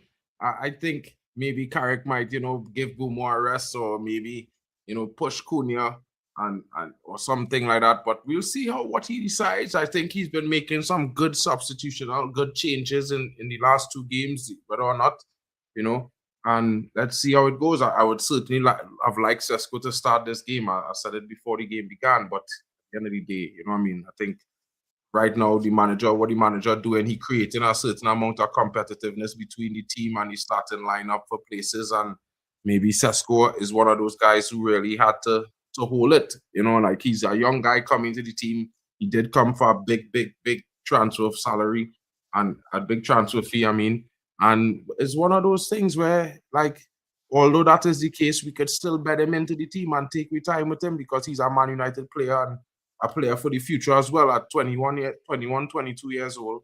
It's still a time for him to develop and find himself into this Man United team. Me personally, I'm quite happy with this, because we've also shown that we don't have to force Dorgu to come back while he's still not at his best in terms of his fitness. Because the guy who's been largely sitting on the bench, waiting for his opportunity, has literally roofed one into the top of the net. So that's just to go, and he has been very much in form and not actually playing from the start of games since Carrick took over. So obviously in his first start, he's roofed one into the top of the net. And yeah, so somebody like a Dorgu, he can come back when he's fit and well. Do you know what I mean? So yeah, Fulham. Ooh, unlucky. Fulham. Fulham are pushing to get back into this game, but Man United still looking extremely comfortable at the moment. From a Yeah, defensive, that looked offside to me anyway. But from a defensive standpoint, Man United are doing what they need to do. bro, we didn't look so comfortable defensively in a long fucking time, you know. Yeah, a long time. It's wild, bro. It's like a whole transformation. I'm trying to wrap my head around the scene here right now. I don't want to get too I, gassed on the whole scene, but it's looking. I would argue that we did have a lot of injuries at the back because we were largely relying on Lenny Euro and Aiden Heaven, and since we've actually fixed up defensively, we've had two senior pros at the back. Now, whilst initially Mateus de Ligt was our best defender this season, largely Harry Maguire has been injured and Leacher has largely been injured, and Leach has only recently just come back. So it's not like he's been there from the start of the season. So I would imagine that these players have coincided in, and then the fact that we've gone back to a back four now is probably coincided in free kick to us Fulham not. there. Yellow card coming out for who? How? What? That look kind of suspect there, boy. Watch. He was always For off Harry. balance. Is that for Harry? Who is that for? For Kase. He was always off balance, bro. He was Okay. always a gunning man. He was always a falling man. It had to understand that. I could understand the free kick, but the yellow card, not really. Casemiro probably help him keep his balance for the longest, to be honest. So so now that he's on his sixth yellow card, what does that mean? Is that a suspension or? No, Casemiro is not 5 games. Is this he already missed a game for his suspension also? Okay, so he needs another 4 to get suspended again then. Yeah, something like that.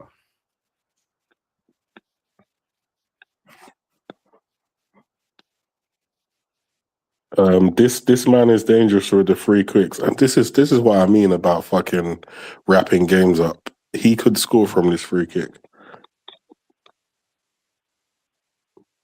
He Oh, he offside. didn't. He did. He He did. offside. He's supposed to be offside. They're saying it's a goal. They're saying it's 2-1, but that guy look real offside there, bro.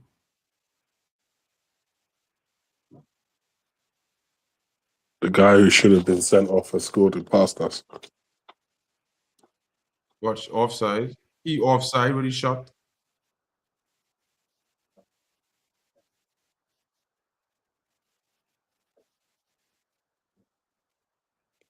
Any chance of VAR intervening here?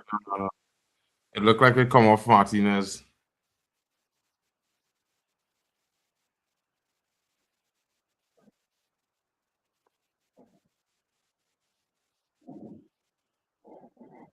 He offside in the first play before the shot take, he offside.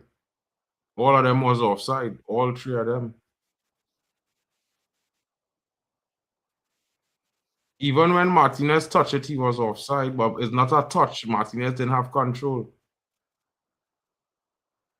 Martinez, it was just come off, he shut off. But even that next fella, Chukwueze, he's supposed to be offside initially.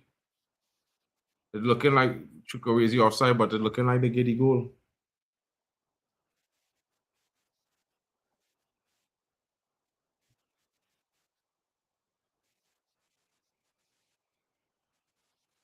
I think Chukwueze was initially offside.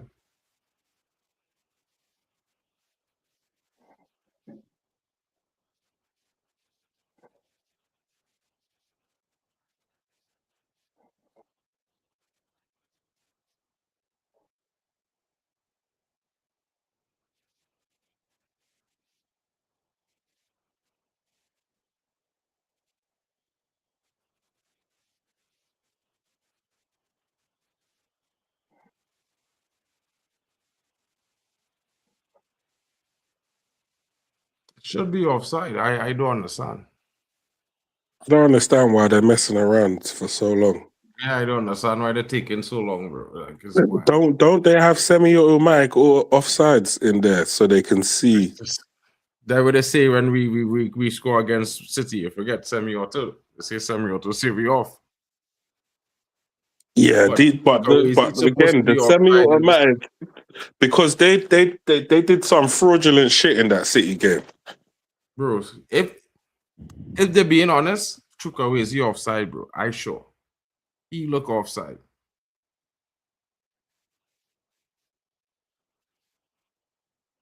These man them, bro. They're moving mad. Does it take 10 minutes to look at the fucking thing and just decide? I don't understand. It's offside.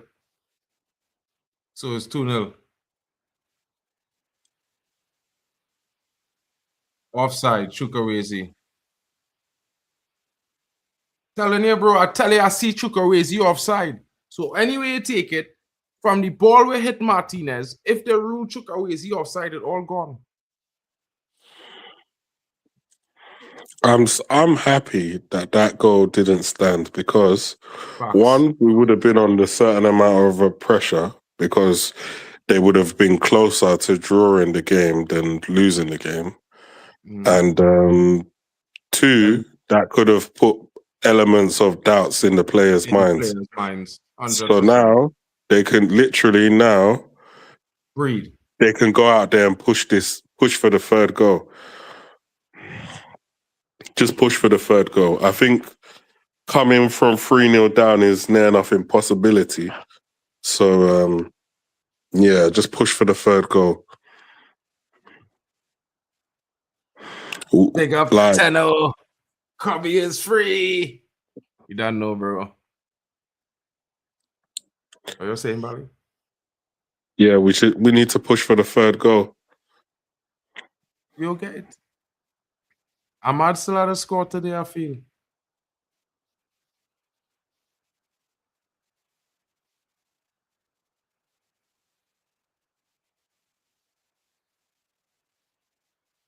Fulham doing their thing right about now. I don't know if we're having a little rest or what, but we need to start pushing. They're showing it here. Watch, he whole shoulder lean offside. They didn't give that. They had to give it, bro. You see it? Come on, it's Sessignon. Who's this dude? Yeah, Sessignon, come on. I'm not surprised, right, that Robertson has gone off because Ahmad has been assaulting him all match.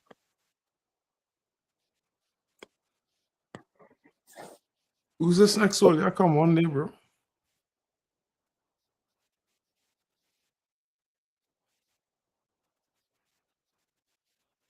Lopez de Macedo, Kevin Santos. Kevin, he's an attacker. Brazilian dude. That Giovanni, son, no? You ever look like Giovanni dos Santos? Bro? You ain't fine, so. You man who know, come on. Giovanni dos Santos. What wasn't he? He wasn't Brazilian though, was he? Yeah, he was, but he played for Mexico. Okay. Brazilian Mexican. Okay.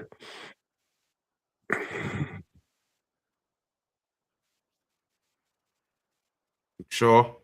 Does he get it? Yes, he keeps it in play. Cunha. Bruno. Step over Kobe. Ooh! Kobe with the leave alone. Bang!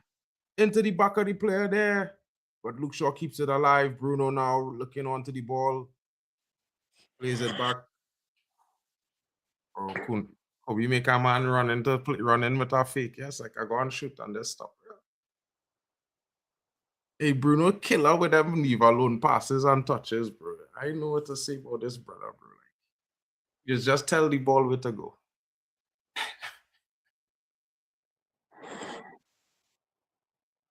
Man could hate it. Bruno is the baddest on the pitch, right? In a long time, bro. In the 10. Man just know how to create for the team, bro. Ahmad, can he get there? Yes, he does. Sessegnon against Ahmad. Ahmad. Into the box. Is Ahmad. Clearance there. Help coming for Sessegnon. Martinez winning the ball in midfield. I'm laughing because Ahmad is now terrorizing a new left back.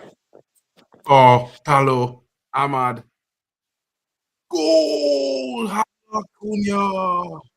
I see what he tried to do there. It would have looked stink.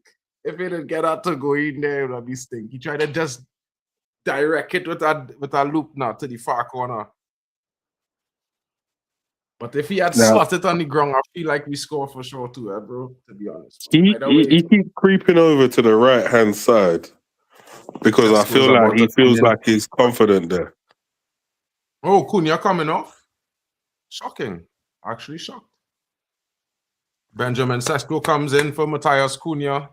I mean, I didn't expect that substitution, to be fair. I wonder if there's something on the line with Cunha that they're managing his minutes, bro. I don't know, maybe. But we have to see what the strategy is, because I would prefer Cunha to go off than to take off Ahmad. Casemiro also withdraws.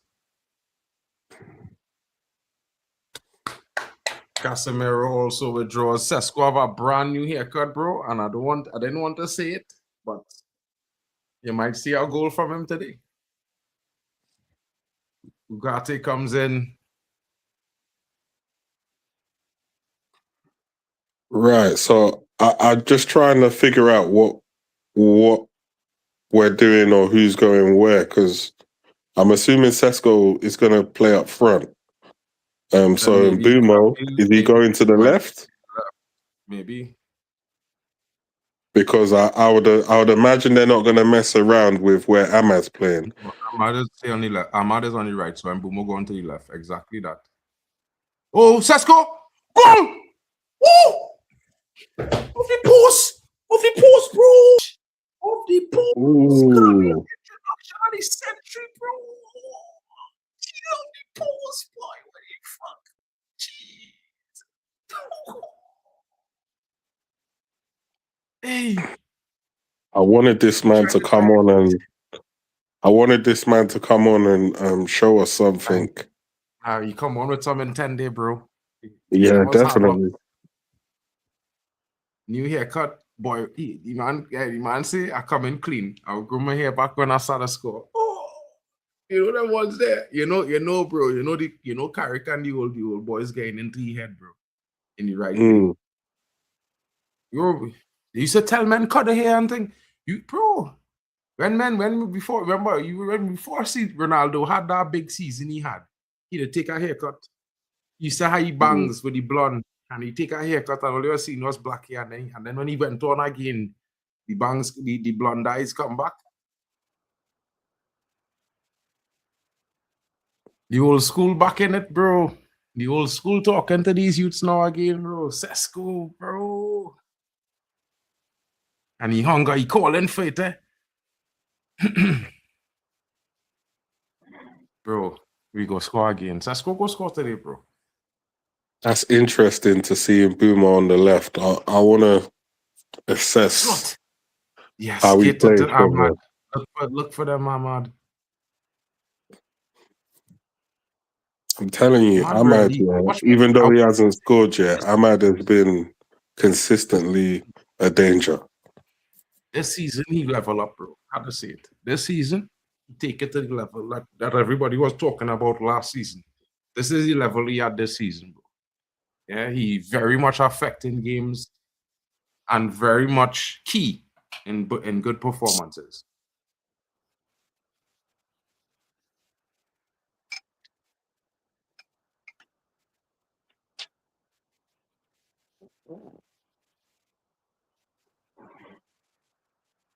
Oh, Casemiro came out because he picked up a knock. He was feeling something. Okay. Corner to Fulham. Well, it's a good thing it's already 2-0 when he's coming off, as opposed to 1-0 coming off, lose Casemiro and then draw the game. True. I still think with what we got on that pitch, we should be able to see this game out comfortably.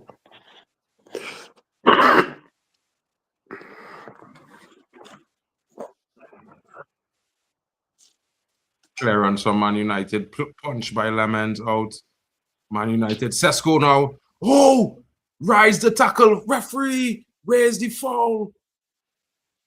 Hey, that was a foul. That was a foul. That Both was a times. foul. I tell you, Satis got the hair, bro. He take a nice haircut. He gone down crew, back to young old school.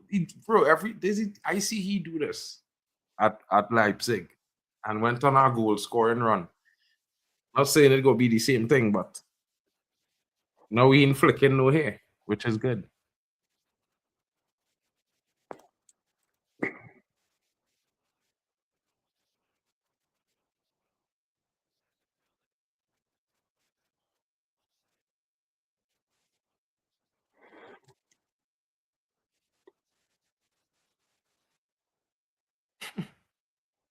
Because it was offside the end.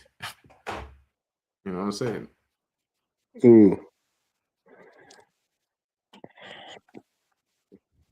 Bro, you see, when you see Man United play a toe off like Garnacho and we can't score against Arsenal, if you care about Ben when they say he will shoulder offside. The guy's offside. I don't know what's to argue about. He's offside. That's not even a debate at this point. This gonna be 3 games, Prince. If we hold on to this victory, it's gonna be 3 in a row. The second time we've done this in a year. And this man do it in his first 3 games. This is a confidence booster for sure, King.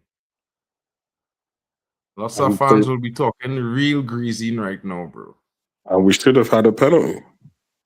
And Benjamin Sesko should have scored the post deny him just now. If the goal was an inch wider, he is back at the net.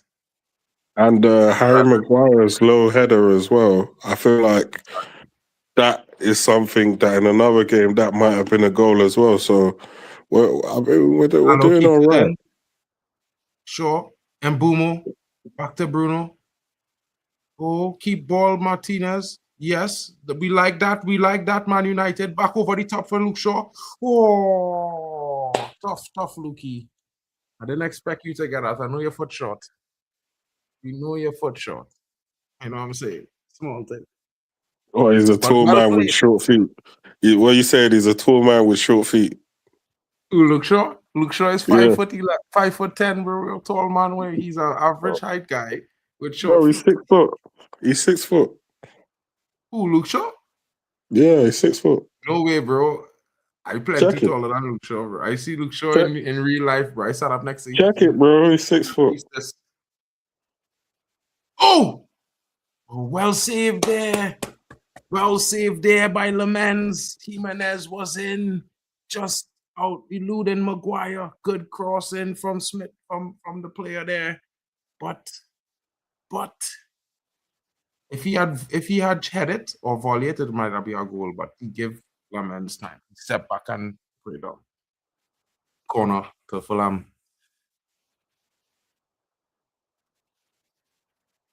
Good save there.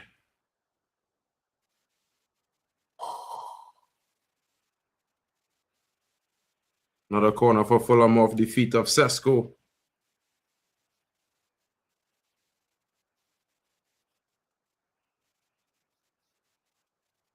I think it come off a Sesko feet, but we didn't go argue it. They get a corner, small thing.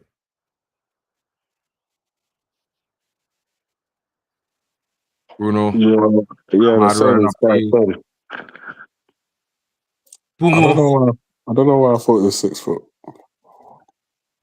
Yeah, I know. I think I stand up next to here time somewhere it was CM, bro. I think it was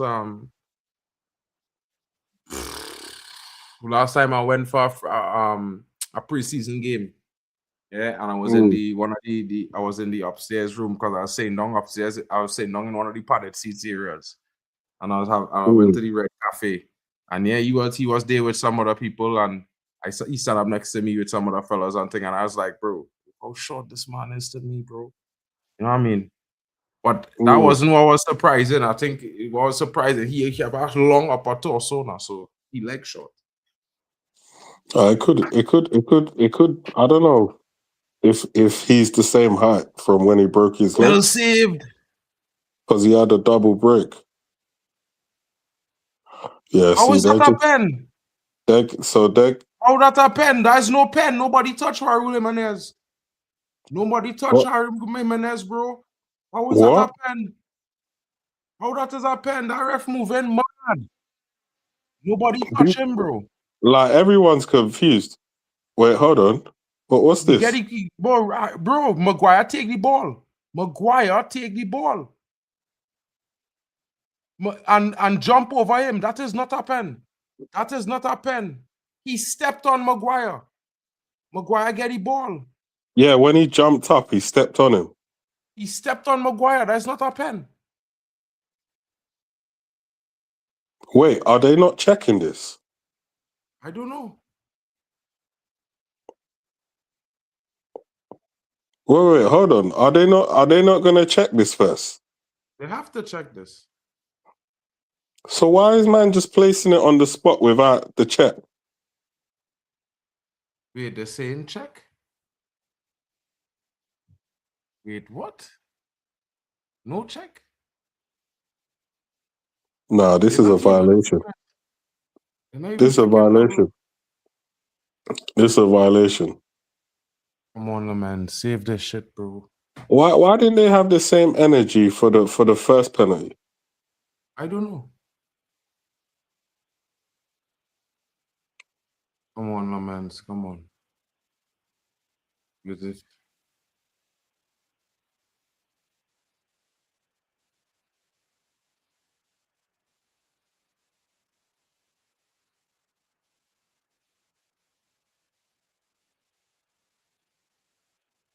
I don't understand how that's happened to begin with, bro. I lost. The man step on Harry Maguire and get a penalty. Well, they've been allowed to score, so it is what it is. They're scored now. We are allowed to stop like that.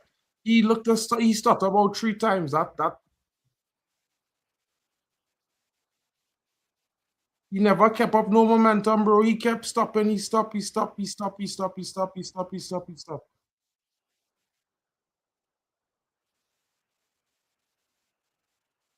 I think that is that should be a fraudulent runner penalty taken. That's right.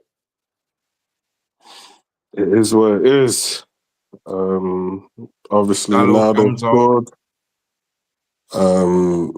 Yeah, it's a slightly more uncomfortable than it should have been. But we have 1 goal buffer. Mazzarri comes in for Dallo. Bassi comes in for Quensa. And to me, this is like where we're at now in the 85th minute. It's not something you want to see, especially with the substitutions that they're making now. They're bringing on this beast. Like, you want to be comfortable when they're bringing him on, but yeah, it is what it is. They've taken off. And then in hindsight, you think, okay, have we got anything more from the bench that we could bring on to help with this game? But we've played our hand, and that is... Yeah, Xerxes come in still, bro. I mean, we are thing on the bench, man. Well...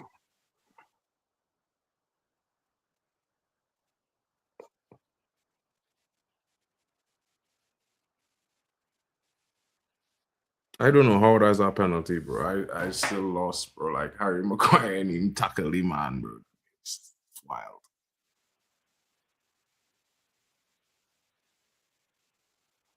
I mean, they could have showed that thing from more angles as well, but I think sometimes when they want to rub you, they just want to quickly just move on. If it's a penalty, again, show the people at home why that's a penalty.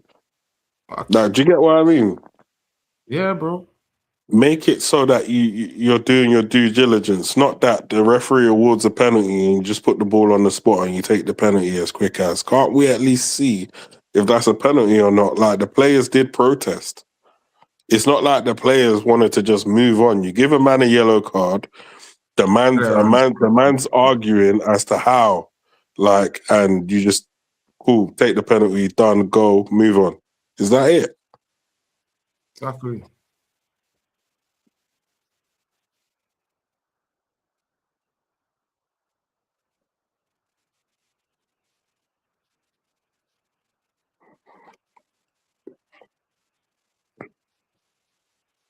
Clearance upfield. And Man United eases the pressure there.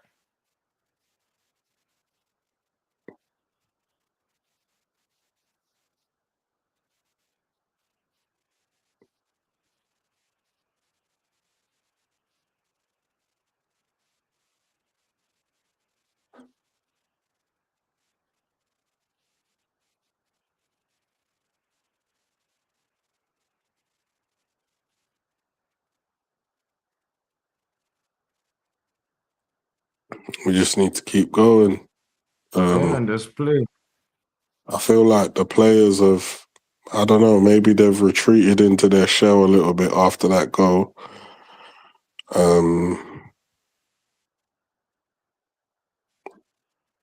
Yeah. Defended there. Well played, guys. Let's get Well the ball played, out. Sesko. Well hustled there from Benjamin Sesk.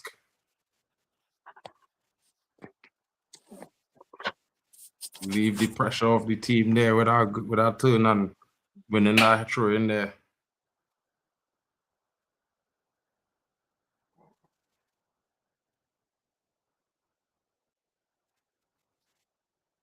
Got it over the top there for Brian and Bumo. Castaño tries to head it back, or it gets through to Leno. Dropped out to the centre back.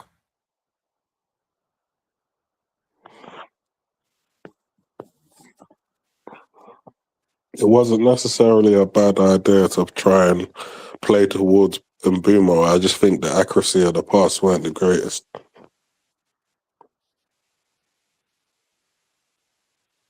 How was that a throw in? But wait, how was that a throw in for Man United, bro? 9 minutes on the clock they give the wicked boy. Wicked boy. 9 minutes. 9 fucking minutes. You mother. 9 and no king. I think Carrick needs to decide what he wants to do. Does he want to go for the jugular, or does he want to sit back and camp? He has to kind of decide. But if you do the halfway house thing, I think that kind of emboldens Fulham. Now, I don't think Fulham should be this confident going into the last 9 minutes of the game, but it is what it is. What?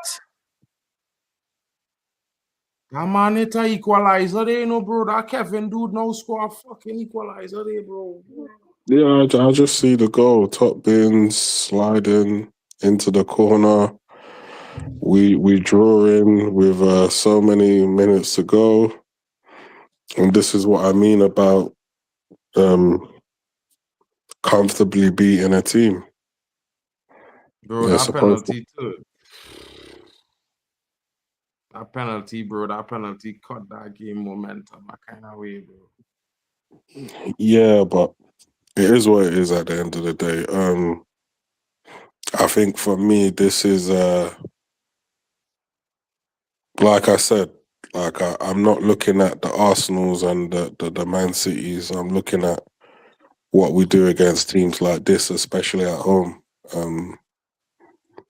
I was hoping that we would keep the momentum of the 2 wins against teams that, you know, they're easy. It's easy to get up for those games. It's the games like this that are harder to get up for because these teams are dangerous. and it's not a big name. It's basically like a high risk, low reward type of situation where, fair enough, if we go out and beat Chelsea, we beat Man City, we beat Arsenal, yeah, that's a high risk, high reward type of game. We're going to get all the praise and the adulation, and we can celebrate it for a whole week. We beat Fulham, we'll be happy about it for one day, and then we'll have to forget about it and move on. And Bro, we those are had to the score type of that winning teams that goal we now, bro. struggle against. Winning goal coming now. Winning goal had to come now, bro. We had to score a winning goal. All I'm at, all that. Just score a winning goal, bro. And the Come on, man. funniest thing about this game is I don't think Fulham's done enough to be on the same level as us, but that's Come the way on. the game's Come going. on. Oh! Woo! Oh, yes, boy! Yes! Yeah! Sesko!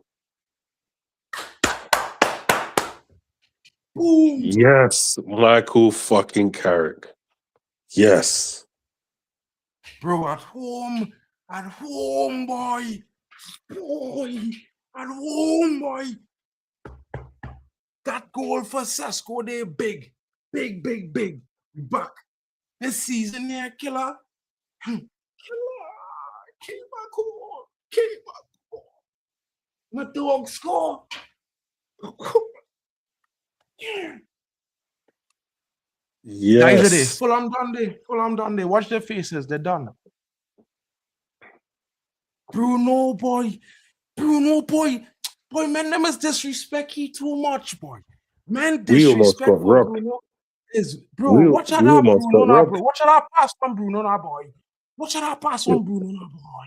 What a goal. What a goal. What a goal. What a goal. What a goal.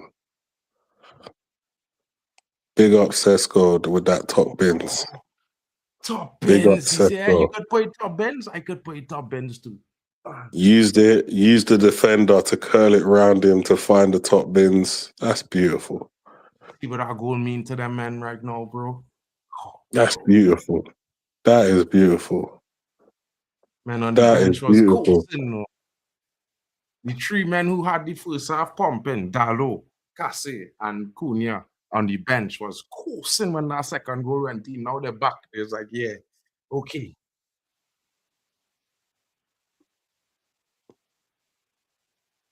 Brother. Do you know what? Whatever happens now, I'll take this because we've gone out, we've scored another 3 goals. We've showed the type of attacking intent that deserves to win games. And then now comes into the game now. Yeah, because now Carrick's got a sharp shot. I watched that boy. He had stick right now, bro. He's got a sharp shot. 2 minutes to go. You might as well. 2 minutes, bro, is what? Yeah, bro, 3. 2 to 3 minutes. Yeah, shut the shop. Why not?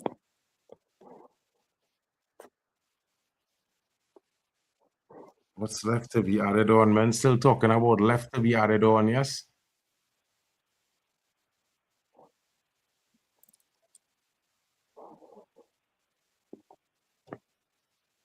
That was a phenomenal goal. Bro.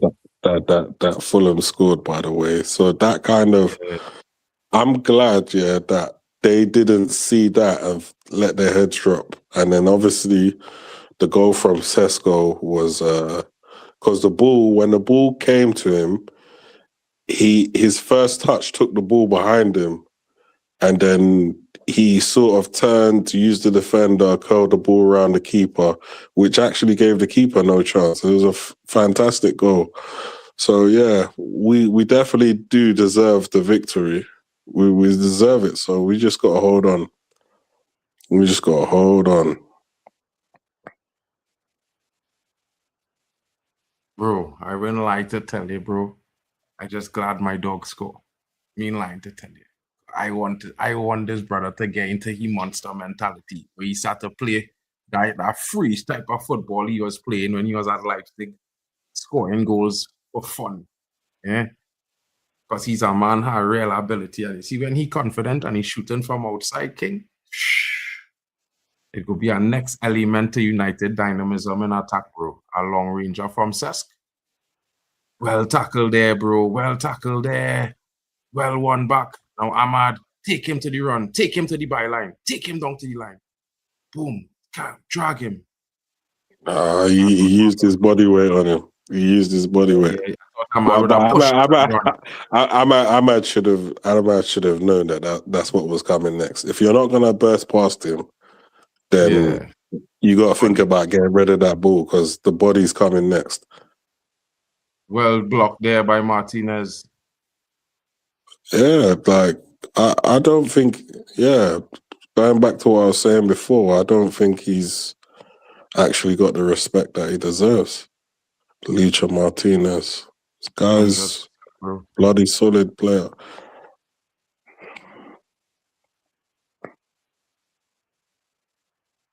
Throw into Fulham in near the corner flag. Old Man United respond.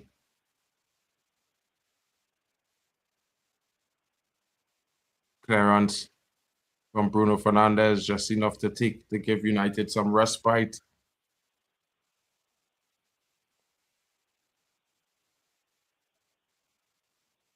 Well tackled there from Kobe. Kevin there, but the ball comes back. Blocked back again. Kearney. United. Luke Shaw lets it go out for a goal kick. And United calmed the pressure down. Well played there. Very good defensively. We did concede 2 goals today, but the second one, top ends can't really deny that strike. But the penalty, very questionable. Very questionable, I have to say, bro. Very questionable. But the second goal from Kevin, top ends. Good strike. All our goals was good goals, bro. Good header from Cassie. Wonderful strike by Cunha. Another brilliant strike from Sesko. And in the 3 games, he's had a substitute score for him each time. Carrick. Wild, eh? Yeah. Because I think before this, apparently we were like near the relegation zone in terms of substitutes making impacts on games. So remember before, this is why the previous manager didn't really want to make subs, because every time he made subs, we end up in a diabolical position because none of our subs were actually impacting games off the bench. So now Carrick's actually got people cooking when they come off the bench. It's a beautiful thing to see. What is that? Man, no hit Kobe hit Amara elbow to face there, bro.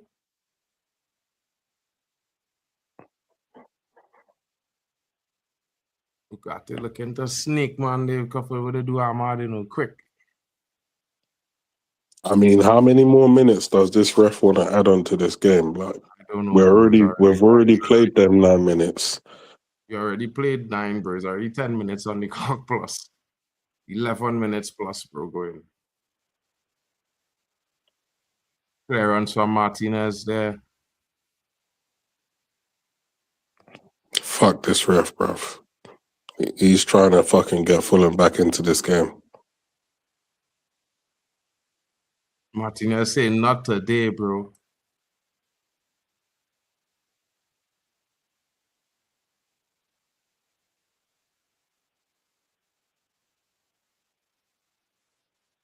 Yeah, bro. He's saying to them, bro. Saying to the man that make it, just play me in there, bro. Don't clear it. Ahmad would let Ahmad loose. Bro, how this is not call off yet? 12 minutes we play, bro. How the fuck are Fulham so confident that the ref ain't blowing the whistle that they could play the ball back to the keeper? Yeah, 3-2, big win, 2 minute, bro. 3 minutes over. We played 12 minutes and 15 seconds of extra time, fellas. Big win, 3rd in a row for Michael Carrick. We scored 3 again. Big winning goal from Benjamin Sesko. I did think he would score today.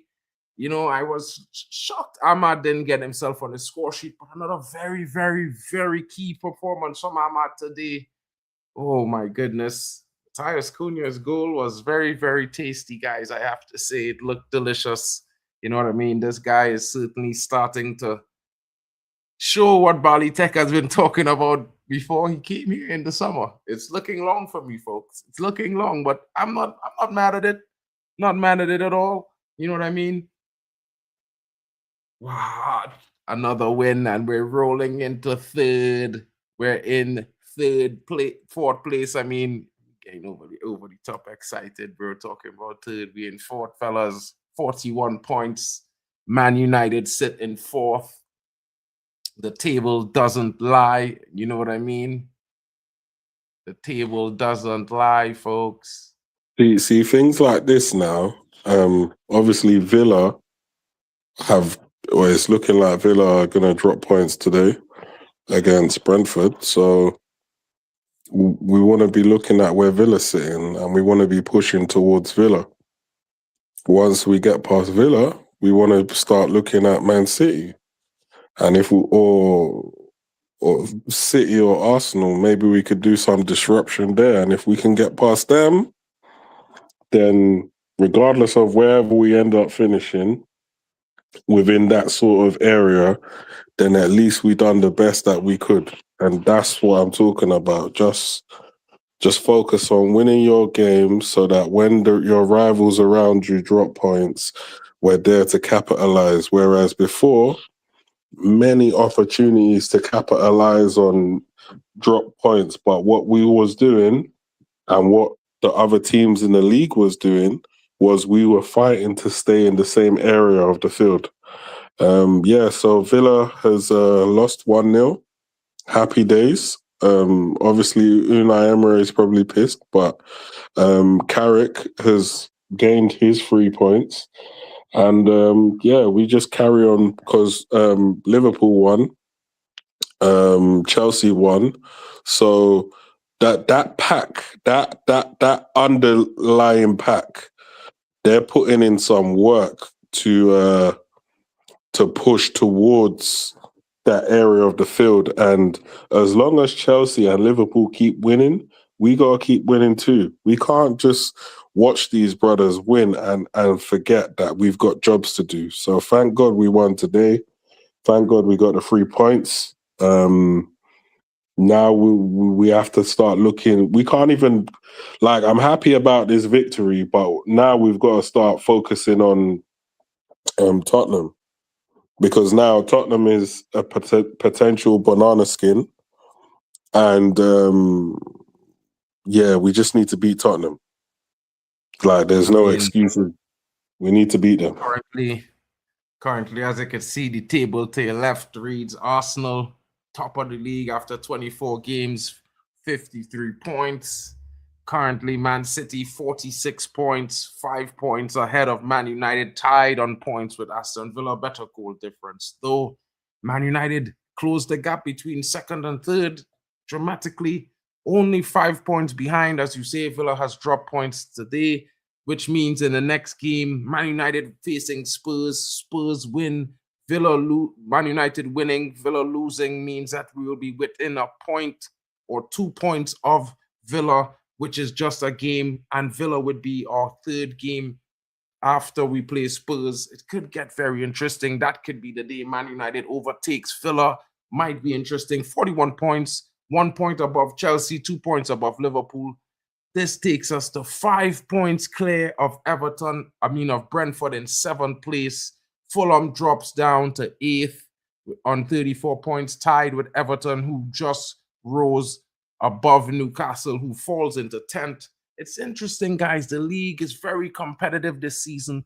Not a lot of points separating top 4 from top 8. It's just a matter of 3 to 2 to 1 point, depending on where you are in the current table from 1 through 8. And of course, Arsenal atop the league, certainly there. 12 points. 12 points atop the chasing pack, 6 points 9 points ahead of 9 points, 7 points ahead of Man City and Villa. You know what I mean? 12 points ahead of Man United. Interesting as we go into the last 14 games of this season 25-26, guys. You know what I mean? I would have to say to you folks that it could get very interesting. It can go down to the wire. Arsenal is a team that we've known for many a time to drop points in February.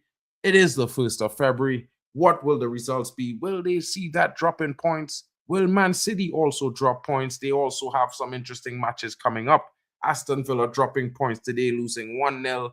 And then they have Man United coming on the horizon. Man United doing the big business after leading 2-0 for the entire game.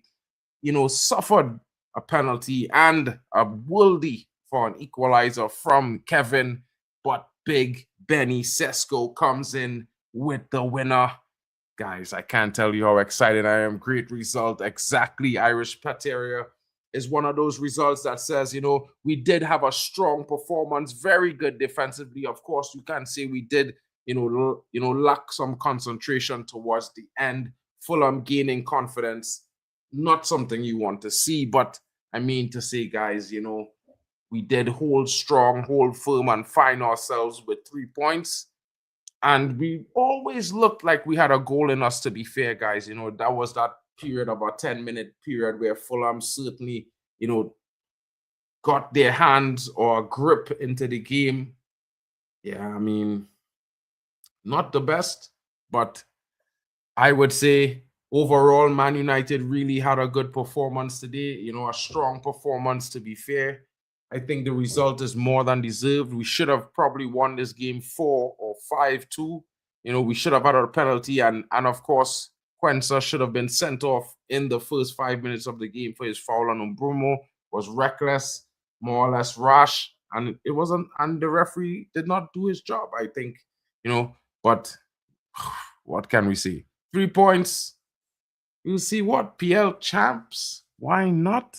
Bali, I'd leave that one for you, bro, because I'm staying away from that right now, bro. I'm not thinking about that one. I'm thinking, unless we see Arsenal drop 9 points, we're looking to secure ourselves in 4th. I think that's a good season for us. I think that's a good season for the previous manager, because he was trying to implement a system without having the correct players at his disposal. However, for a manager that plays a back 4, where largely, for the most part, most of our players are more suited to play in the back 4 system, as it were. Also, that coincides with a few players coming back from injury as soon as the new manager has come in. I feel as though the fact that we're out of all the competitions, that we should actually, I'm not saying we should win the league, but we should actually be pushing to fight for it, because we haven't got nothing else. Every game is like a cup final. We took Brentford's best player. We took Wolves' best player. These are guys that scored plenty of goals in the league. Between them, I think it's near enough 40 goals between the two players added into our team, right? Experienced players, experienced Premier League attackers. We took a killer from Germany who averagely scores like 20 plus goals a season in Germany. And whilst the translation from the Bundesliga to the Premier League is not necessarily the same, he is a competent striker, even though he's young. So I think we should be pushing for this. I think we should be pushing. Push whoever is in front of us as close as we can, and we see where we are. I don't buy into the whole, oh yeah, we should just play towards 4th, and no. Like if we push hard and end up in 4th, I'll take it. But if we have several opportunities to be to be pushing for third and second and so on and so forth, and we're not taking it, I'll be disappointed because we ain't got nothing else to play for. 100. I So can't disagree there, bro. as far as the season is concerned, in everything else, the season is done. We've only got the league. Only got the league. All these guys are going to start playing. They're already playing in European competitions. So they're distracted by all the extra cup games and everything else that's going on around them. So yeah, we ain't got no excuse but to try and push for this league or to try and push as high as possible. And the way Bruno done that turn and the way Sesko banged that goal into the top bins to win the game, that is going to give these guys confidence to carry on the winning run, and long may that continue. 100%. And honestly, to say it like this, guys, we've been seeing this kind of performance coming, and in every game, or in the last 3 games, if you look at it, we've had a decent season, fellas. Not decent, and I would say decent, but in the last couple of games, our performance levels went up levels. And this is something we cannot ignore. We've seen improvements in many different players. We've seen consistent performance from many players who were inconsistent largely with the last in the last 2 seasons. Not just with Amarim, but with Ten Hag. And while we still, I keep saying this, while they might have still players to be moved on, it is good to see improved performances with consistency under a manager who nobody really expects to be performing at this level. And with Man United, we have high expectations. Of course, I will always try to remain I'm super positive, but try to remain realistic with the fact that I think maintaining top 4 is good for us this season based on last season, based on all things that occurred this season as well, with us having to change manager 3 games ago, as well, having an interim before Carrick for 2 games, and I'm moving on. And I think, if this manager is to continue winning, a next win against Spurs could kind of put Man United into a kind of motion like a train. We might just be on a roll.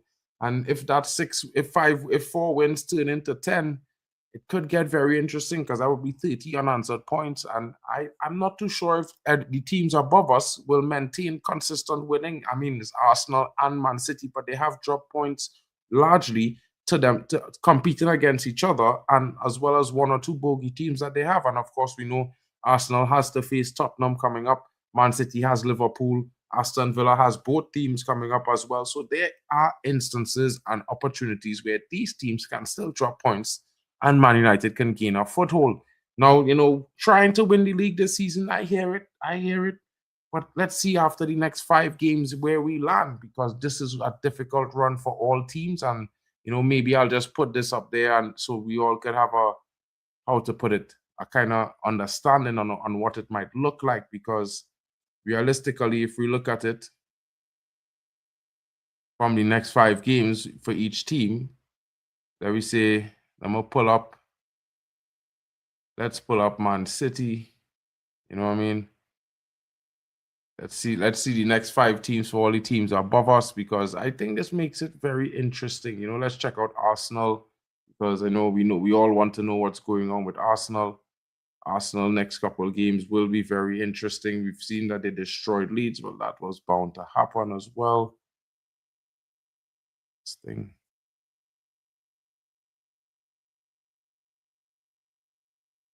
I think I clicked the wrong thing in it, bro. Hold on.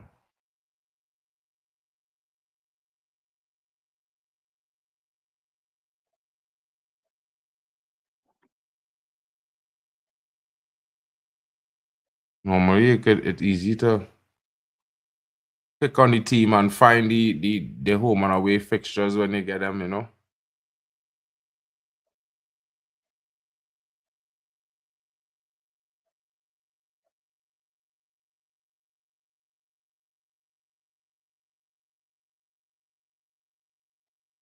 Arsenal next 5 matches will be very interesting. And this is why I say to everybody, it will be very interesting to see how they go, because their next 5 matches this month includes Fulham, West Ham, Burnley, and Crystal Palace, of course. Wait just now. So Fulham, I mean, it's a derby. It's a London derby.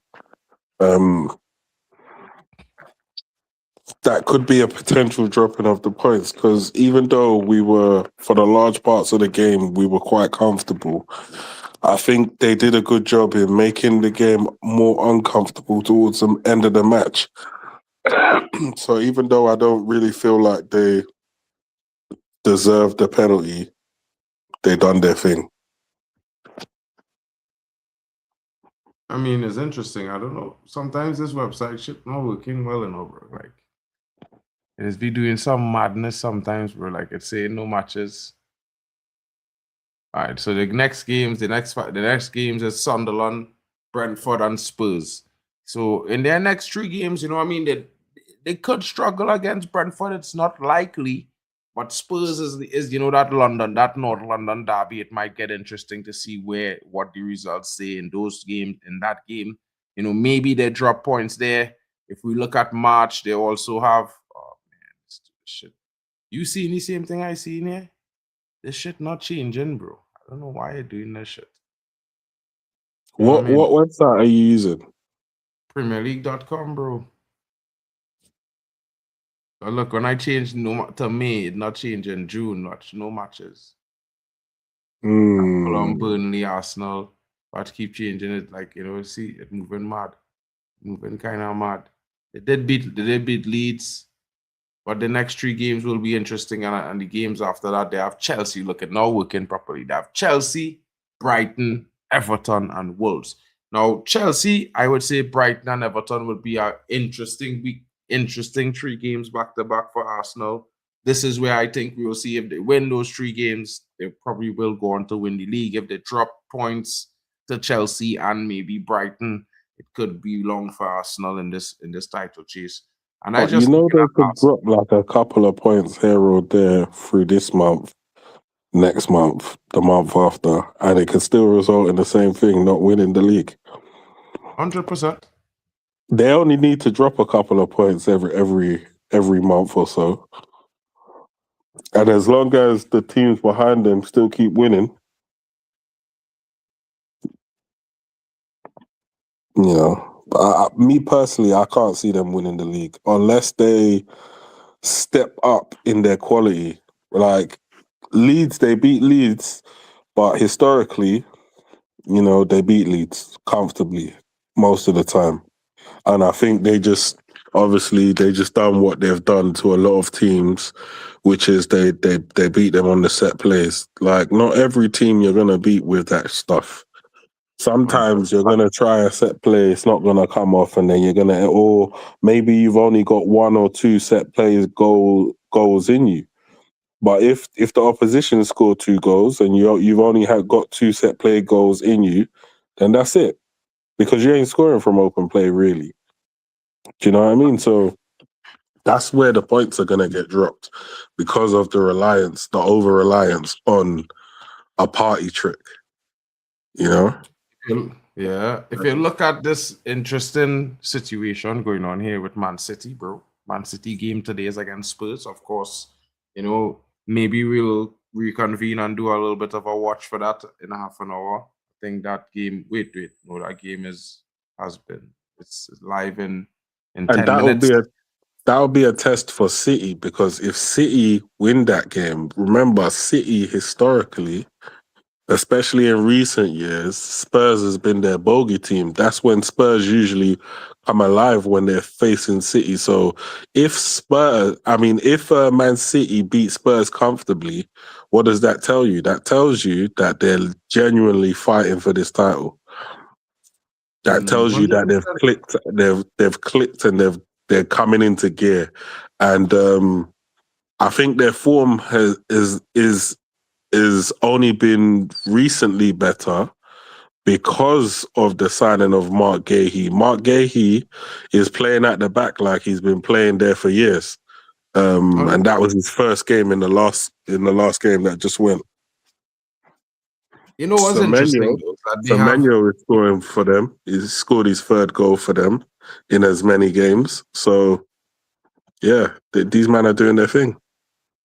I mean, it will be interesting to see what happens, but I'm looking more like, they do have a test against Spurs. I hoping that Spurs will peg them back, maybe hold them to a draw. They have Liverpool next week. I hoping for Liverpool and Man City to draw again next week. And I hoping Fulham probably beat them, to be honest. And then after that, they have Newcastle and Leeds away. I hoping that at least out of the next 5, we see 2 draws and maybe a loss. That's just me. I think that takes that drops City about 7 points. Gives Man United 3 games to gain 3 points on them. Which would put us within a game of City. And of course, City will still have Arsenal to play. You never know. It could see Man United leapfrogging City as well. It gets interesting because in the following week, after this 5 games, they have back-to-back games with Chelsea, Arsenal, and of course Aston Villa. So it will be interesting to see what happens with the citizens over the next 10 games. And like I keep saying, Man United, just like we all say, we just need to win the games in front of us.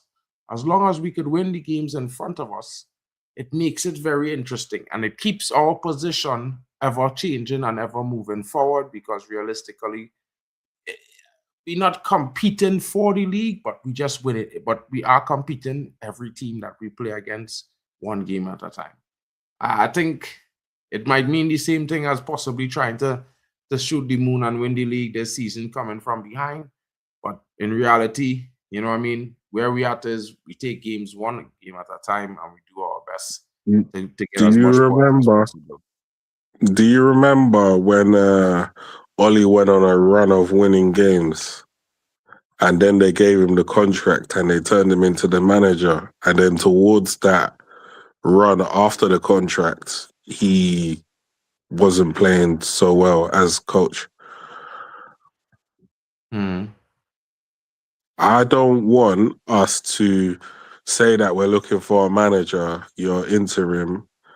Let's say my man cuts his hair now, and then we're like, yeah, new contract for Carrick, and then the players just drop off. Like, even if you're gonna give it to him on after the last game of the season, so that whatever the players are doing now is not influenced by who the manager's gonna be next season. You lot need to carry on fighting the way you've been fighting, and let's not change anything. Just carry on taking it game by game, win, and then if you can win pretty much now towards the end of the season, let's see where we are. If we can sneak this title, I'd be excited. I'd be excited because, like, the revenue streams, Man United winning the league, fair enough, we didn't win the Champions League, but we've shown on many occasions that we only have to win 1 trophy to out-earn everybody around us, including our European rivals. So we can't say we never earned a shitload of money this year if we're able to win the league. We can't say that in the summer that's just about to come, that obviously we're losing Casemiro. So the fact that we've won the league, that has to turn the likes of Elliot Anderson or the other fella at Palace or whoever, Baleba, they all have to look at Man United in a different light. They can't just be like, yeah, well, we don't know if we're going there. We don't know if we want to place our career in their hands. Yes, Man United is back. Sign me up. Yeah. The dynasty is back. Yeah, the Reds are winning again. That shirt is going to look good on me next season. If I sign for this club, my followers are going to go through the roof. We're going to push for titles from now on. We're going to be in Europe from now on. Where do I sign? Where do I sign? We've got the new Fergie. We've got the new Fergie that's about to sign a new deal. Yeah. Where do I sign? Players from abroad, from Barcelona, wherever, Real Madrid, all these guys that need new clubs are going to be telling their agent, Manchester United is back. Where do I sign? They're going to get their agents are going to be calling the club saying, listen, we know you've got 500 million to spend. We need to come over there. Yeah. Because Manchester United is back. Yeah. We're going to be in demand again. So this is an opportunity. Yeah. That's why I'm not trying to hear, oh yeah, let's just try and finish in fourth. Fuck that. Let's try and push for this title because we ain't got shit else to do. Our rivals are arguing amongst themselves. Let them argue while we just creep up the table slowly but surely. And then within 5 games of the season, I want to be there or thereabouts to continue with the pressure. And if we win, then I couldn't have asked for anything more in my wildest dreams that we have won a first Prem since Ferguson has left this club. And I hope that we actually win a title before that man dies.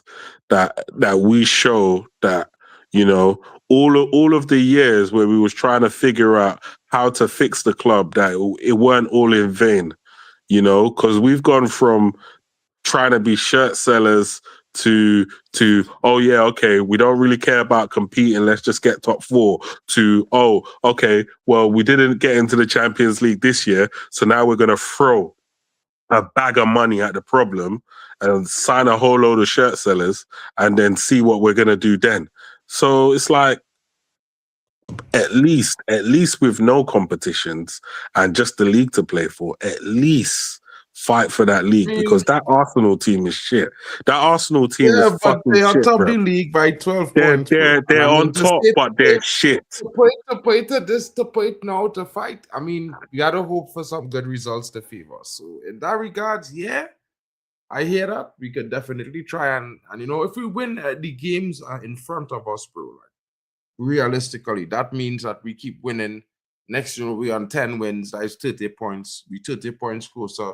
We don't know if Arsenal may have dropped 6 points or 9 points in between. City might have dropped 7 points, and we in the mix in the last 5 games. I hope they go to the Champions League final. I hope they are so distracted that by the time they're in that final, we're already celebrating that we've won that title. Like, I hope they lose the Champions League final after. Like, that's what I'm hoping. I'm hoping that all these other teams, they fight, and then they don't see Man United coming. And when we win that title, when we lift it, the free for all of all the agents that want to bring their best players to Manchester United, I hope we got the pick of the bunch after the fact. That's what I hope. Big up to you guys coming in today. It's been a wonderful game for Man United. I would say we had some 2 stuttering moments late after the 80th minute where we allowed Fulham to come back into the game with a lot of help from the referee, of course. But Man United stood strong. Benjamin Sesko with another big goal. Of course, Cunha, beautiful goal as well. Interesting, big opening performance from Casemiro. Of course, guys, you know, there's going to be lots of interesting things to come. We have some more dynamics reports coming through. Stay tuned for the FIFA series, which will be coming live to each and every one of you from the Elite Footy Talks channel, guys. Don't forget about that. Of course, there's going to be, you know, the playoff competition and games coming up next month. Of course, guys, Man United moves into 4th on the table. Like I told everyone, Fulham, done. Arsenal, done. City, done. Spurs, your next bitches. We're coming. Have a good evening, everyone. And I'll see you again tomorrow. Big up to Bali Tech and everyone joining. Don't forget to smash a like and subscribe. Road to 2K. Let's get there, folks. I need your help. So you're not doing a Man City stream.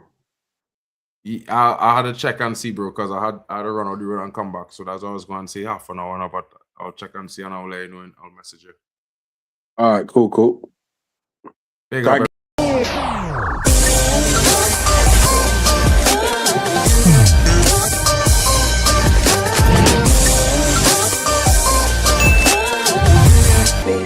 Baby.